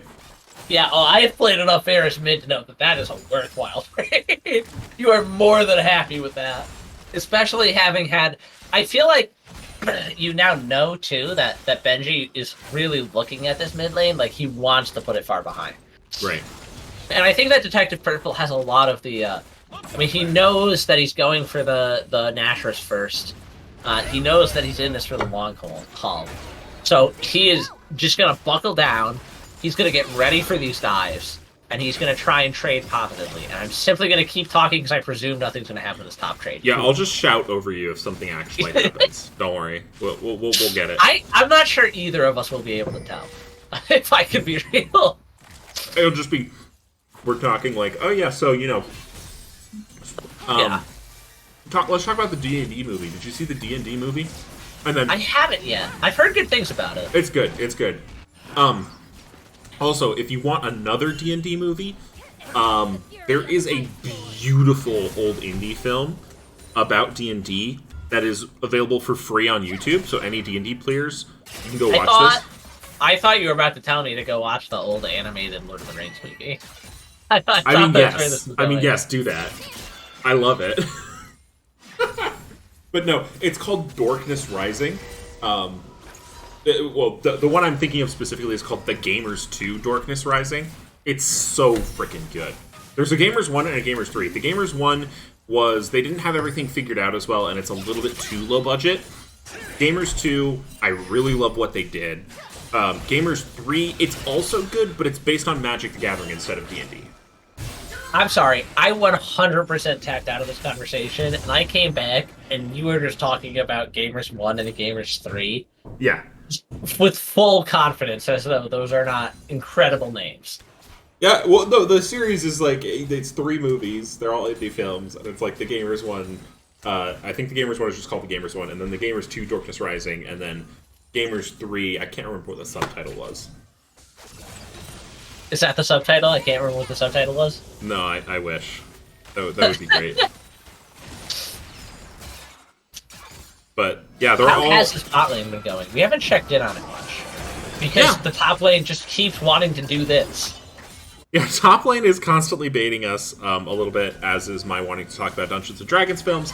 But bot lane has been going pretty stable, even CS for the most part here. There is a cull again for the side of Kaiji, but this time with the lack of early kills being donated over in the bot lane, it does mean that they will get that 350 gold advantage out of it, as opposed to that 350 gold making them even. Yeah, but I do also think... I'm curious, because we don't see, like, Ashe 80 carries often anymore, because Imperial Mandate is an item, and it makes me unhappy. But it does a lot of damage towards, like, the mid to late game. Like, if you get enough money, things like Blade of the Ruined King, Queen Sues, Wit's End, oh my god, that pick does damage. And it's so annoying, too, because if you're something like the Wukong, maybe you already burned your dash to try and get an engage, you know, you just have to walk slowly away from the Ashe and hope that you can find a way away. As I do really like this here from the Silent Assassins. Bengi going to go forward, but will be forced to flash away as well as burning the Cyclone, as the Silent Assassins are just going to pick up the Herald for the cross-map play. I've actually just watched this. Yeah, Needlework will be committed. That means that Fate Sealed will be the advantage here for I'm Icy. We do see enough to trade. God, is that... That doesn't feel like an advantage in that matchup. I mean, like, if he teleports into a fight, that's a big advantage, but into the Gwen, that feels scary. I feel like she just W's the ult, and then you're in turret range, and good luck, you know? Would Wing the ult work? Because he goes with it, right? He goes with it, but if there's no target there, if she's in the W in between it, then he'll just go right past them. I mean, granted, there's a really good chance Yona's on top of her. Right. But I just, like, I'm not convinced that the Yone's in a position to just make that happen. Will be interesting to see here, as Ghost is going to be used here for MXTI. They're going to look for that fight that they've been teasing us with for so long. Bengi coming over here as well, but just run back to the tower and keep yourself safe. Had the Fate Sealed get out of trouble anytime. That's the other thing you can use it for. You can use it as a vision gauge tool if you want. That's really well done by I'm Icy to know that he didn't have to burn anything, because MXTI did not have the ultimate. So he walked back, he knows he has the teleport, he can hold on to his flash and his ult, and he can just teleport back in and clear the wave. Yeah. Good charm there, but here comes the Glacial Prison, and now you're going to be on the receiving end of that stun. A Chanted Crystal Arrow coming from downtown Detective Purple. Gonna shred the enemy mid laner. I kind of want to watch that back, because I feel like the stun on the Ahri was really short. I don't know about you. I thought she had Merc Treads. I just was like, yeah, sure, that makes sense. She's into an AP mid laner, you know. Just get the Merc Treads out of there. Just make sure you don't die to the Sejuani, whatever. She doesn't. She was stunned for like 0.25 seconds. From the Glacial Prison, yeah. Maybe went Resolve secondary, although that would be quite interesting. Yeah, I have no idea. Can go forward is going to drop that Glacial Fissure. Going to use the melee ult to get out of that one, as well as the cleanse, but that means Bielkowski is going to be in trouble. One more arrow is going to find it, but here comes the Cyclone. It's going to find 1, 2, knock up second Cyclone. Super Mega Death Rocket is going to be able to find the assist. Detective Purple now, though, is available, and this is why you bring 280 carries to the fight. Silent Assassins bite back in the bot lane. Well done. I mean, that's why you bring Teleport right there. Varus just shows up and he gets 2 kills. I'm a little worried about the Ahri, but she doesn't have ult, so I don't think she can pull anything off. You never want to count a one trick out, you know? That's the scary part. I do think they just get out. Teleport from the Varus being really huge there, with the Ashe eating solo both ults from the Wukong. But, I mean, just a really well-done fight. The whole Kaiji and Cryptic alone just soloed the Melio. Like, top to bottom, his entire health bar was gone. Within the time of his ults tenacitying the Rom passive, he was dead already. It didn't matter. It didn't matter that he reduced 65% of it. Yeah. And, ooh, Icy's going to have to be careful here. This is that snip back. Okay, we're getting He has so much confidence in that. I don't. But I'm just gonna have to trust him, because wow, that I have a lot less health than the Gwen, and I don't like going in like that. Yeah. Last game, I think it was pretty obvious who won the scaling game. This game, to me, it's less obvious. I think that Yone, Varus, and Ashe all scale very well. I also think that Gwen, Jinx, and Emilio scale really well. I think in raw damage output, I'm just going to presume this is another... We do see another Tickle fight, but I'm Icy going incredibly well off of that one. I was about to say I'm just going to presume this is another main duck, but I was incorrect. Either way, still no death. Oh my god, there's more going on. Yep, we are going to see Glacial Prison going to be thrown at the dragon. It will be picked up by the Naughty Sharks, as Kagran now going to be the next one potentially in trouble. Enchanted Crystal Arrow will find the mark of the back line. Bengi now going to be alone, looks to go in, a little bit indecisive. Super Mega Death Rocket takes down the board pretty low. Detective Purple going to be forced to run away. Zap not quite going to hit, but the Sharks are incredibly healthy. So far, it's a 1-for-1 push Dragon. One Spartan left, able to go forward. Cryptic going to be launched back. Spartan didn't quite realize it, but the charm is going to land. Is the Q going to be enough? It is, and a shutdown found in the mid lane for Kagran. And the Sharks bite back themselves in this river. Their native environment. I do have to say, I think the, oh my god, so much happened in the last minute. Okay. Nobody died top lane, right? No. They're both still 0-0-0-0-0-0 with over 100 CS per laner. Kagran's going to smell blood in the water. They're going to get excited. That's going to be one. That's going to be two. The campfire giving them the additional range. But it's not going to be quite enough to secure it. There was just so much time in that team fight where Kagran was standing there with 3 people on top of each other for his rockets to hit. And that's one of those things where it's like, I mean, huge credit to, I think it was Sol on the Sejuani, just like flashing, queuing in, making sure that he did not cause it. MXTI positioning a bit aggressively. A beautiful knock-up on the Q2 there. I'm Icy! Ooh, that last bit of the needlework gonna be quite a problem. I can't tell if I'm supposed to give Icy credit on these, because he keeps living with 1 health, but also I don't think he's doing it because he knows the difference. I think he just wants to fight and he's going in. It's entirely possible. We are potentially going to see a little scuffle here for this Rift Herald. Bot lane is brought up here for the Silent Assassins. As it is, though, for the Sharks.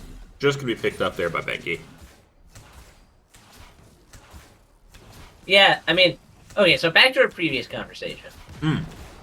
I think in terms of raw damage, I think that Jinx has a lot, but she has to be able to, like, access the team enough to do it. Oh, hang on, 1 Spartan left to go forward. Detective Purple going to take a ton of damage, but that's an AP Varus, and you are going to get melted. That's an AP Varus right there. 6 and 3. Speaking of the devil, the Jinx has to access the team. Oh god, no! I think he gets out. I don't think they see him. Yep. The Jinx has to access the team to do her damage.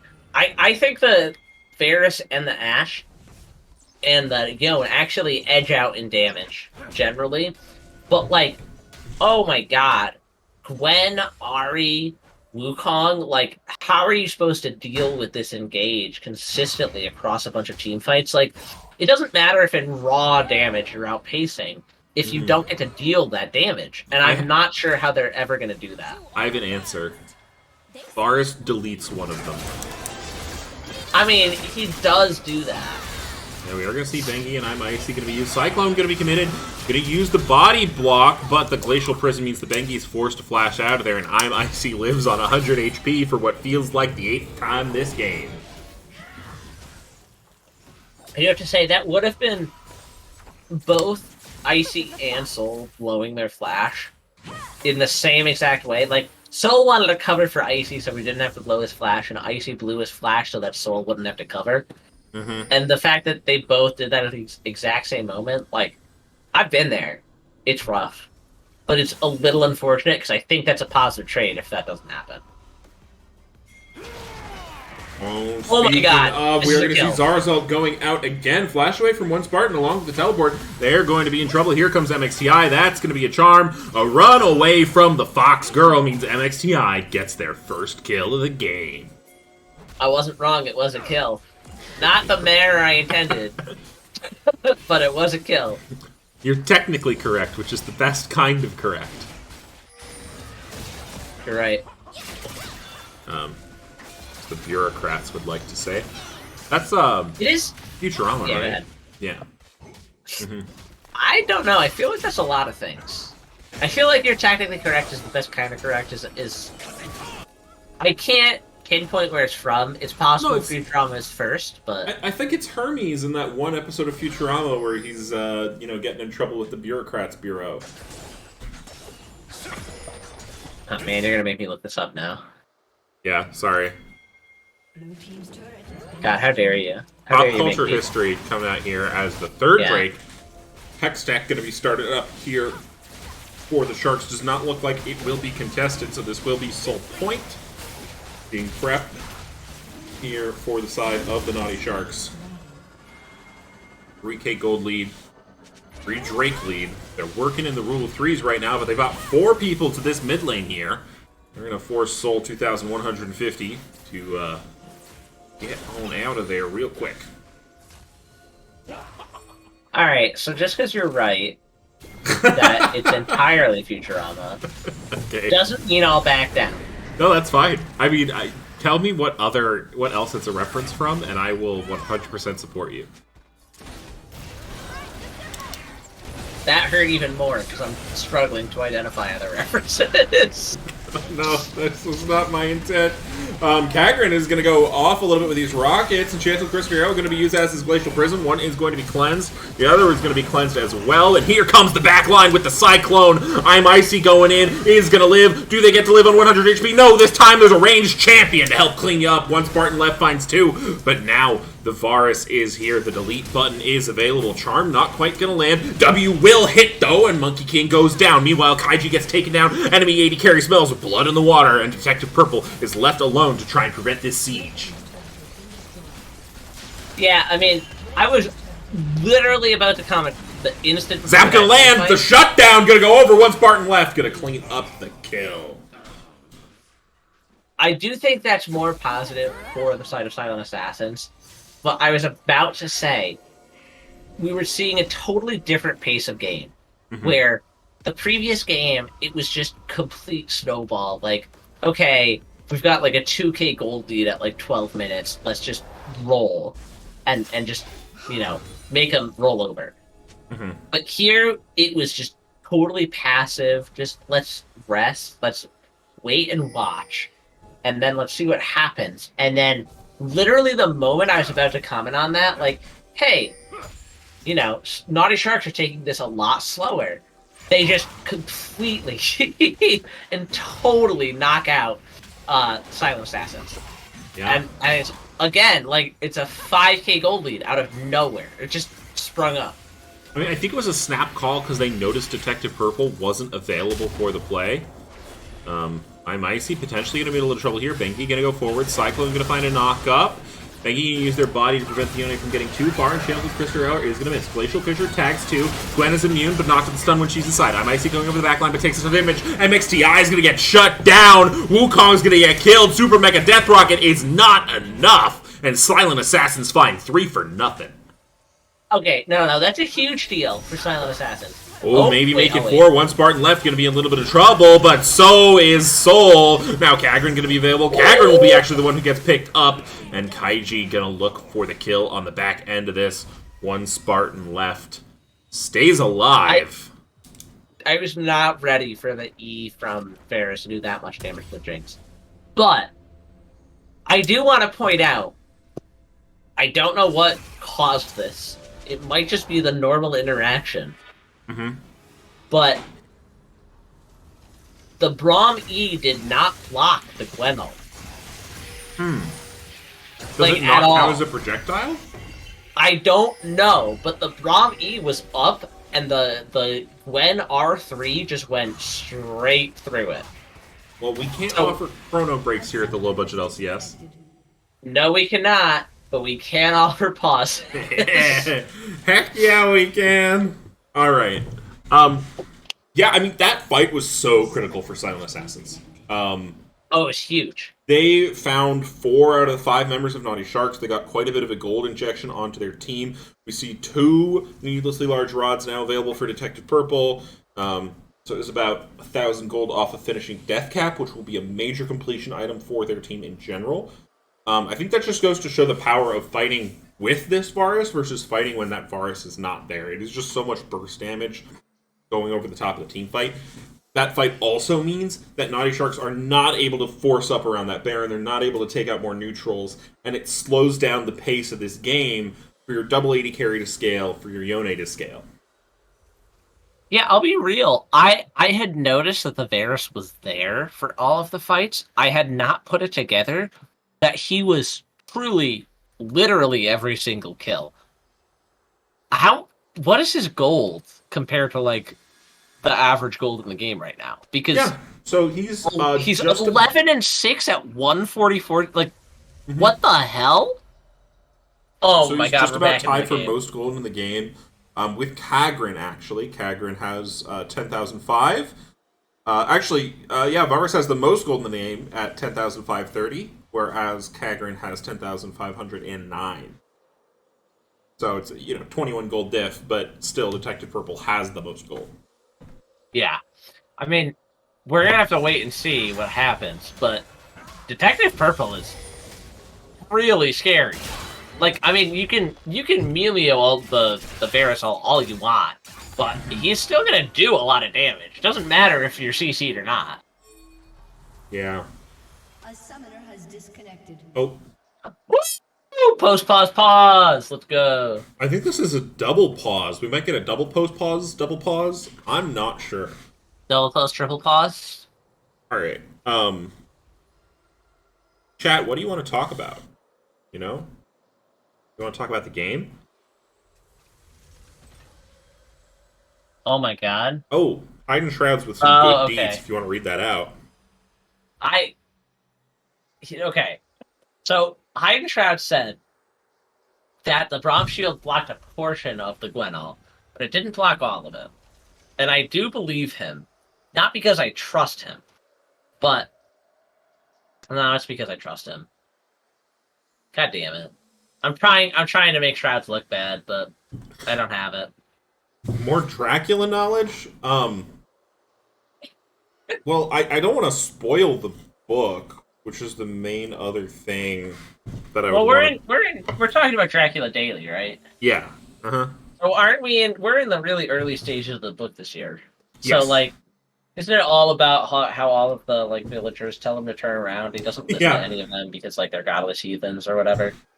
Yeah, so the Jonathan Harker, who's your protagonist in the book Dracula, is he is a solicitor, or like old timey solicitor. I think it's essentially like a lawyer, but I think it fills a lot of roles. He is a lawyer. Yeah, is sent by his boss. So imagine like he's essentially like a fresh law associate.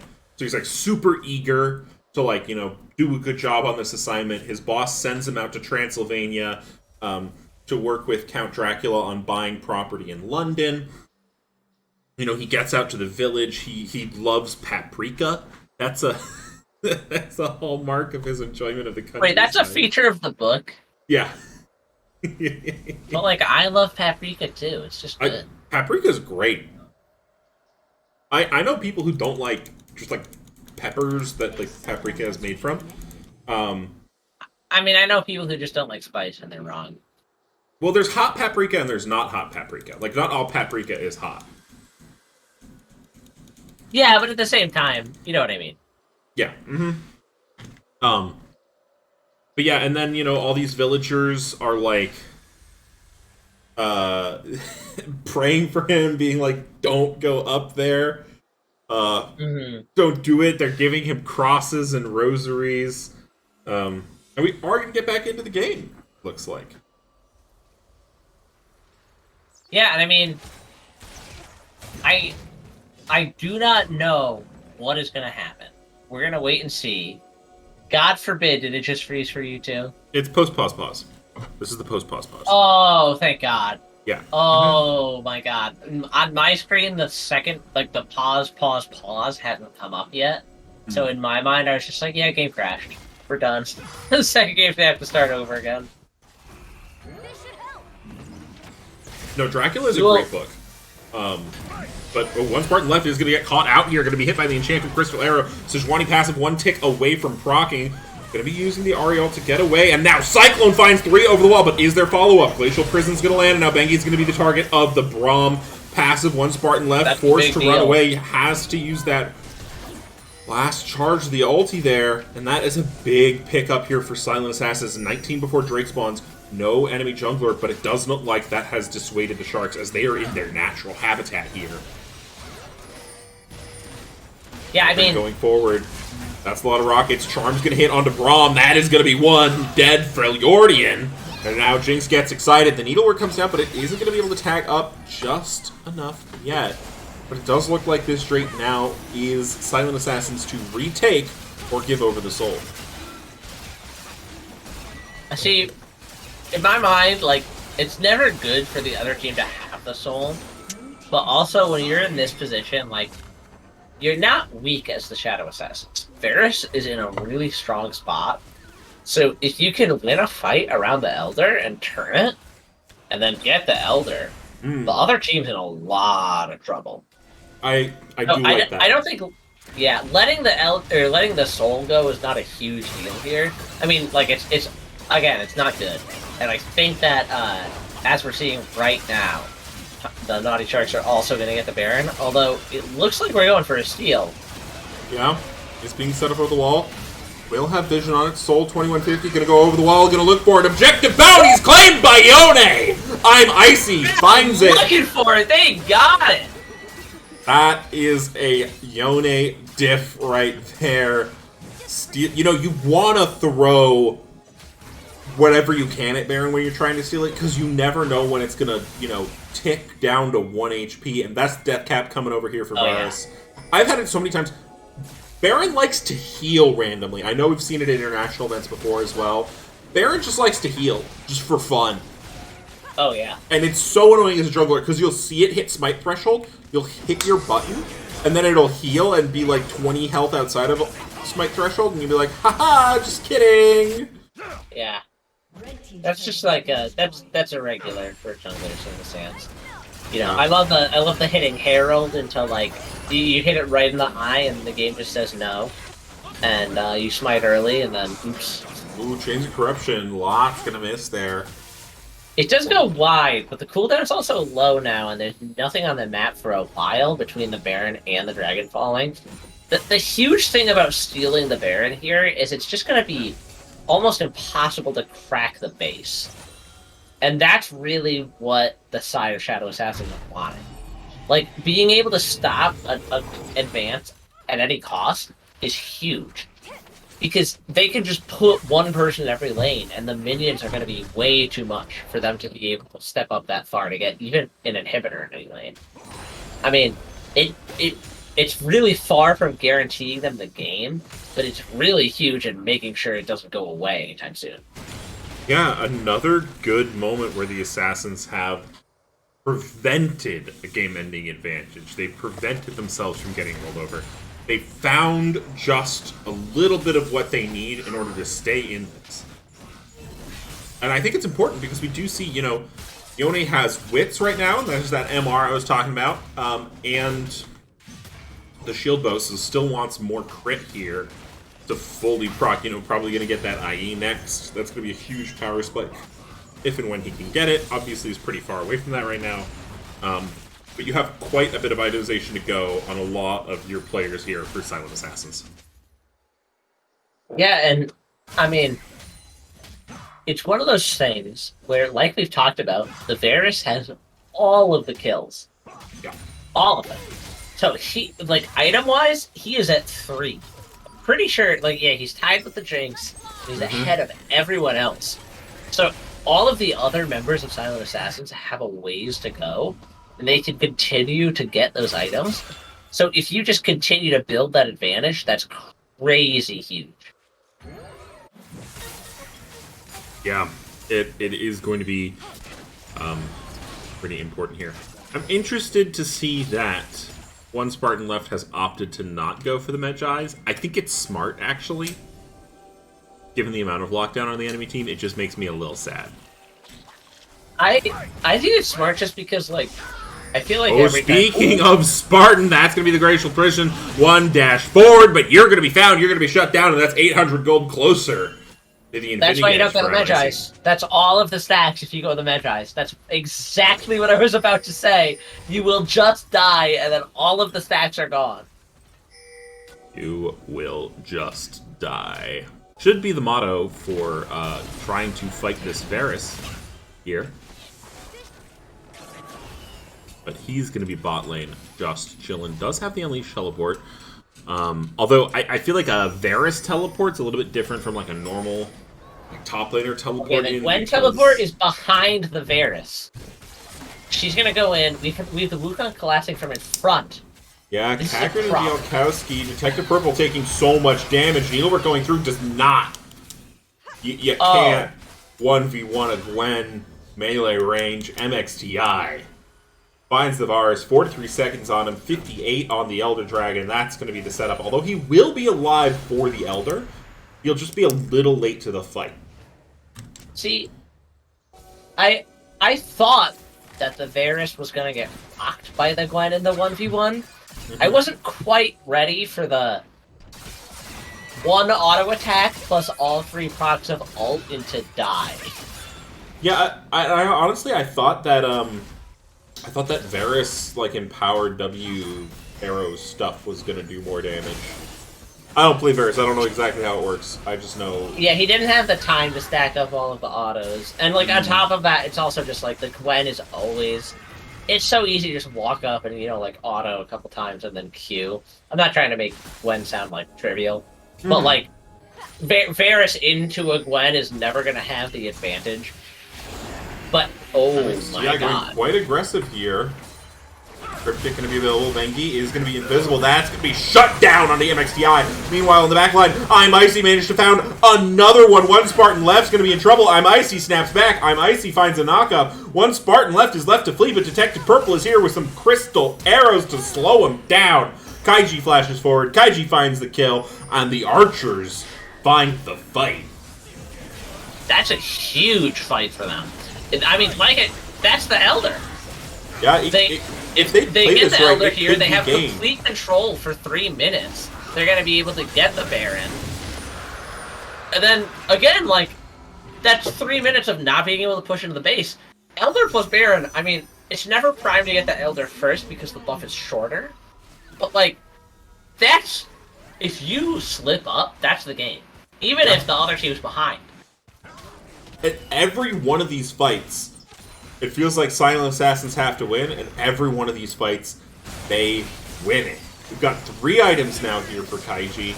That's a lot of damage coming out here from the Ashe. You know, you've got that stealing time.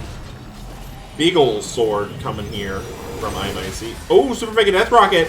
Hang on, over the wall is going to be the Wukong, but oh my goodness!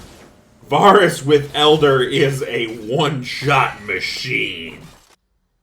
That's an understatement. That Wukong evaporated. That was 100 to 0 doesn't even cover it. Yeah, it's like 120 to -5. Yeah, no, that was because that's the thing. Like, if a Wukong does that to a Varus, that's one thing. If a Varus does that to a Wukong, that's a totally different story. I've seen a Varus do that to a Cho'Gath. Yeah, but that's just because Varus' damage is completely, like, percent max health. Yeah. But that means he can one-shot anyone, hypothetically. Yes, it does. That's the thing. Like, that was like an 87% health Wukong that just, you know, poof. Yeah. The next fight has to decide the game, right? Ooh, Chains of Corruption not gonna land here. Bengi gonna look. That's a ton of damage over the top. Shutdown is gonna go on to Kagran. He's gonna get excited. They don't care you have Elder. Enchanted Crystal Arrow finds its mark, but Cleanse is gonna go away. Super Mega Death Rocket not quite able to find Soul. And yet again, Sharks have found themselves in the driver's seat. I'm sorry, what? That Gwen ult did how much damage to the Varus? Speaking of percent max health damage, that is also mostly percent max health damage. And oh my god, that was a lot of percent max health damage on the Varus. Yeah, they don't care you're wearing purple. They don't care you have the Elder. If they see an angle, they're gonna bite, and they smell blood in the water. Oh yeah, no, they're ready. They're poising up. They're gonna push in this top lane. Elder is now expired. Yeah, but it's also just like it's an awkward siege, no matter how you cut it. Yeah. I mean, Enemy team's the still Jinx, wearing purple. Yeah, absolutely. The Jinx is what's the nope, no catch. The Jinx is really good, right? Like really long range. You have the Melio for setting up plays, but also just like you never want to play into an Ashe. You never want to play into that W that might catch you out, especially with the Varus ult, with the Ashe ult, with the Yone ult. Like if you get caught, that is the end of it. So here, they're just gonna back up. They're gonna reset.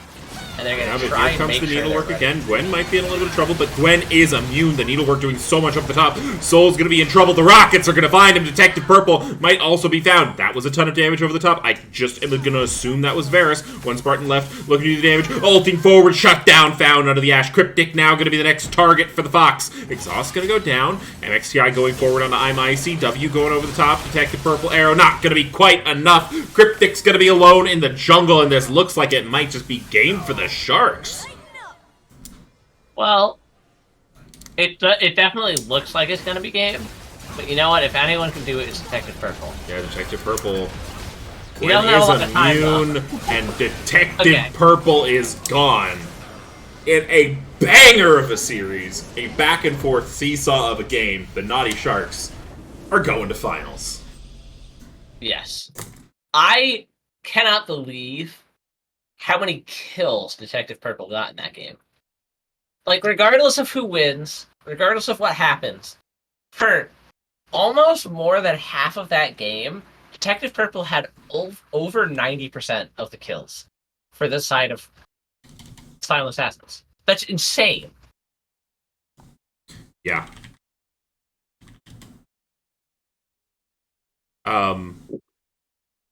Yeah, I'm gonna ask if anyone in the Naughty Sharks would like to come interview. And then we will do an interview as well for Silent Assassins, should they wish. Just go to our post game here. That was a fantastic series to cast. Oh yeah, no, I loved it a ton. I mean, that was the thing is, I think that Naughty Sharks had the strategy to have the lock on it, but at the same time, Silent Assassins really like they had a. I mean, that's the thing. I can't just say like, oh, Naughty Sharks had the strategy because they were playing their hearts out in terms of planning. And on top of that, they were playing insanely. Like Detective Purple popped off in that second game. And there's all of the players on their team did insanely well in different portions. So Right. I don't know. It feels like there's no way to Looks like we got a couple of members here. Kagren, MXTI, congratulations on making it to the economy finals. This being the semifinal match, unless I'm very mistaken, which I don't believe I am. No, you got it right. You got it right. Thank you. Thank you. No, I'm good. Well, just talk us through how are you feeling after that last game? Last week felt like a wake up call. And this week we played game one to our normal standards. Game two we were playing pretty smoothly, and we kind of threw it a little bit. We got over aggressive. We stepped foot a little too far forward when we didn't need to, and they did a good job of taking advantage of that. And but we were able to counter engage when we needed to and play defensive and pick them out and come back with the win. All right. I talked. Yeah. Yeah, MXTA over here talking a bunch and yelling and screaming like he normally does. Mr. Chaos himself. I'm their drill sergeant. Yeah, there you go. I see. Making calls from the top lane, huh? Normally it's shot calling support. Indubitably.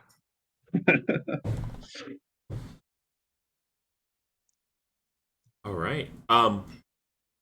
Well, so we know about game two. Talk to us maybe a little bit about game one. How are you feeling early? I know that one was maybe a little bit more straightforward in terms of the win, but was there anything in particular that you were thinking after draft? Um, game one's draft was very, very almost identical to what they gave us when we played each other in the regular season. Mm. And so because of that, we were comfortable in what we wanted. We were comfortable in how we played. I think the only change between our regular season matchup and and game one was we had a Poppy instead of a Wukong. I think, if Oh, I'm I remembering see. correctly, So very similar then. it was eerily similar to what they gave us in the regular season, and we were able to play to our normal style. Like I said, the we it felt like a wake up call last week, and we kind of played game one to how we expect ourselves to play. Okay. Now, Yeah. I do have a question for you. Ooh. You may already know the answer because I'm not really an economy player, so I don't know what the bracket looks like. But either do you know who you're facing in finals, or who do you think you'll face in finals? To be I'd have to look at the honest, bracket. I can tell you who the options are. It's either going to be Twempest Foime or Sector 7. to be Ooh. honest, it doesn't even matter who we face. We're still gonna 3-0. That's bold. It's just another day of playing. Jesus Christ. What? It's gonna be fun either way because I think Sector 7 and Twempus Flame was are two of the only teams we didn't play against or scrim against at all in the season. Okay, so maybe a little bit more unknowns, a little bit less. Not a matchup you'd already seen, perhaps. Yeah, no, definitely not. If we're going purely off of what we've seen stat wise and what we've heard, my guess would probably be the Twempus Flame guys. Yeah, they have looked pretty good all season. Yeah, Old No Name, got any other questions? No, I don't think I do. I mean, Oh. I think you guys played really well throughout. I think that I'm excited to see what happens in the finals. Yeah, same. All right, either of you, anyone you want to shout out? Any supporters in chat? Coaches, anti-coaches? Shout out Femboy Friday. All right. Shout out Kenny, JJ. Those my dogs. Shout out Zelius Chat GPT speech. That's all. shout out everybody that doesn't recognize what the rest of the team does in terms of when we play these games. We got 5 people that'll run these games, not just one. All right. Femboy Friday, baby. Thank you very much. I'll send you away. Sorry, I kind of want to back up. Did Yeah. they say that Zelius's pep talk speech was ChatGPT? Because I kind of want to flame him for that if that's an option. It sounds like that's what happened. It does sound like that's what happened, and I do want to flame him. I mean, if I get an opportunity to flame Zelius, I will. I'm gonna go snag Detective Purple here, so we can do that. Done. Hold on, Yeah. hold on. Oh my god! All right, he's here to defend himself. I gave them 3 speeches over the course of 1 loss, okay? And only the last one was ChatGPT because my first speech was a little condescending. And then I did the ChatGPT script to bring the spirits back up. And then I gave them like a fucking Anaheim Duck. Sorry, pardon my language. Fine. An Anaheim Duck style motivational bring it back speech. Like, this isn't the team that played regular season. And they've been on top since. Okay. Well, thank you for the clarification. Perhaps we'll ask you to do that live on air next time. But now, Detective Purple, tough loss today, but I mean, you absolutely played fantastically. How are you feeling about your season? It was a good season. I'm proud of my team and how far we got. And Naughty Sharks was just played better, and I'm a little disappointed how it ended, but it happens, and just looking on to next season, I guess. Yeah, for sure. I mean, I think both Old No Name and I thought you played excellently throughout the series. Valentine, who is the economy correspondent, was also saying you've had a great playoff so far. You know, talk to us about the Varus pick. We're curious about it. Was that something that you were practiced on? What were your thoughts going into that?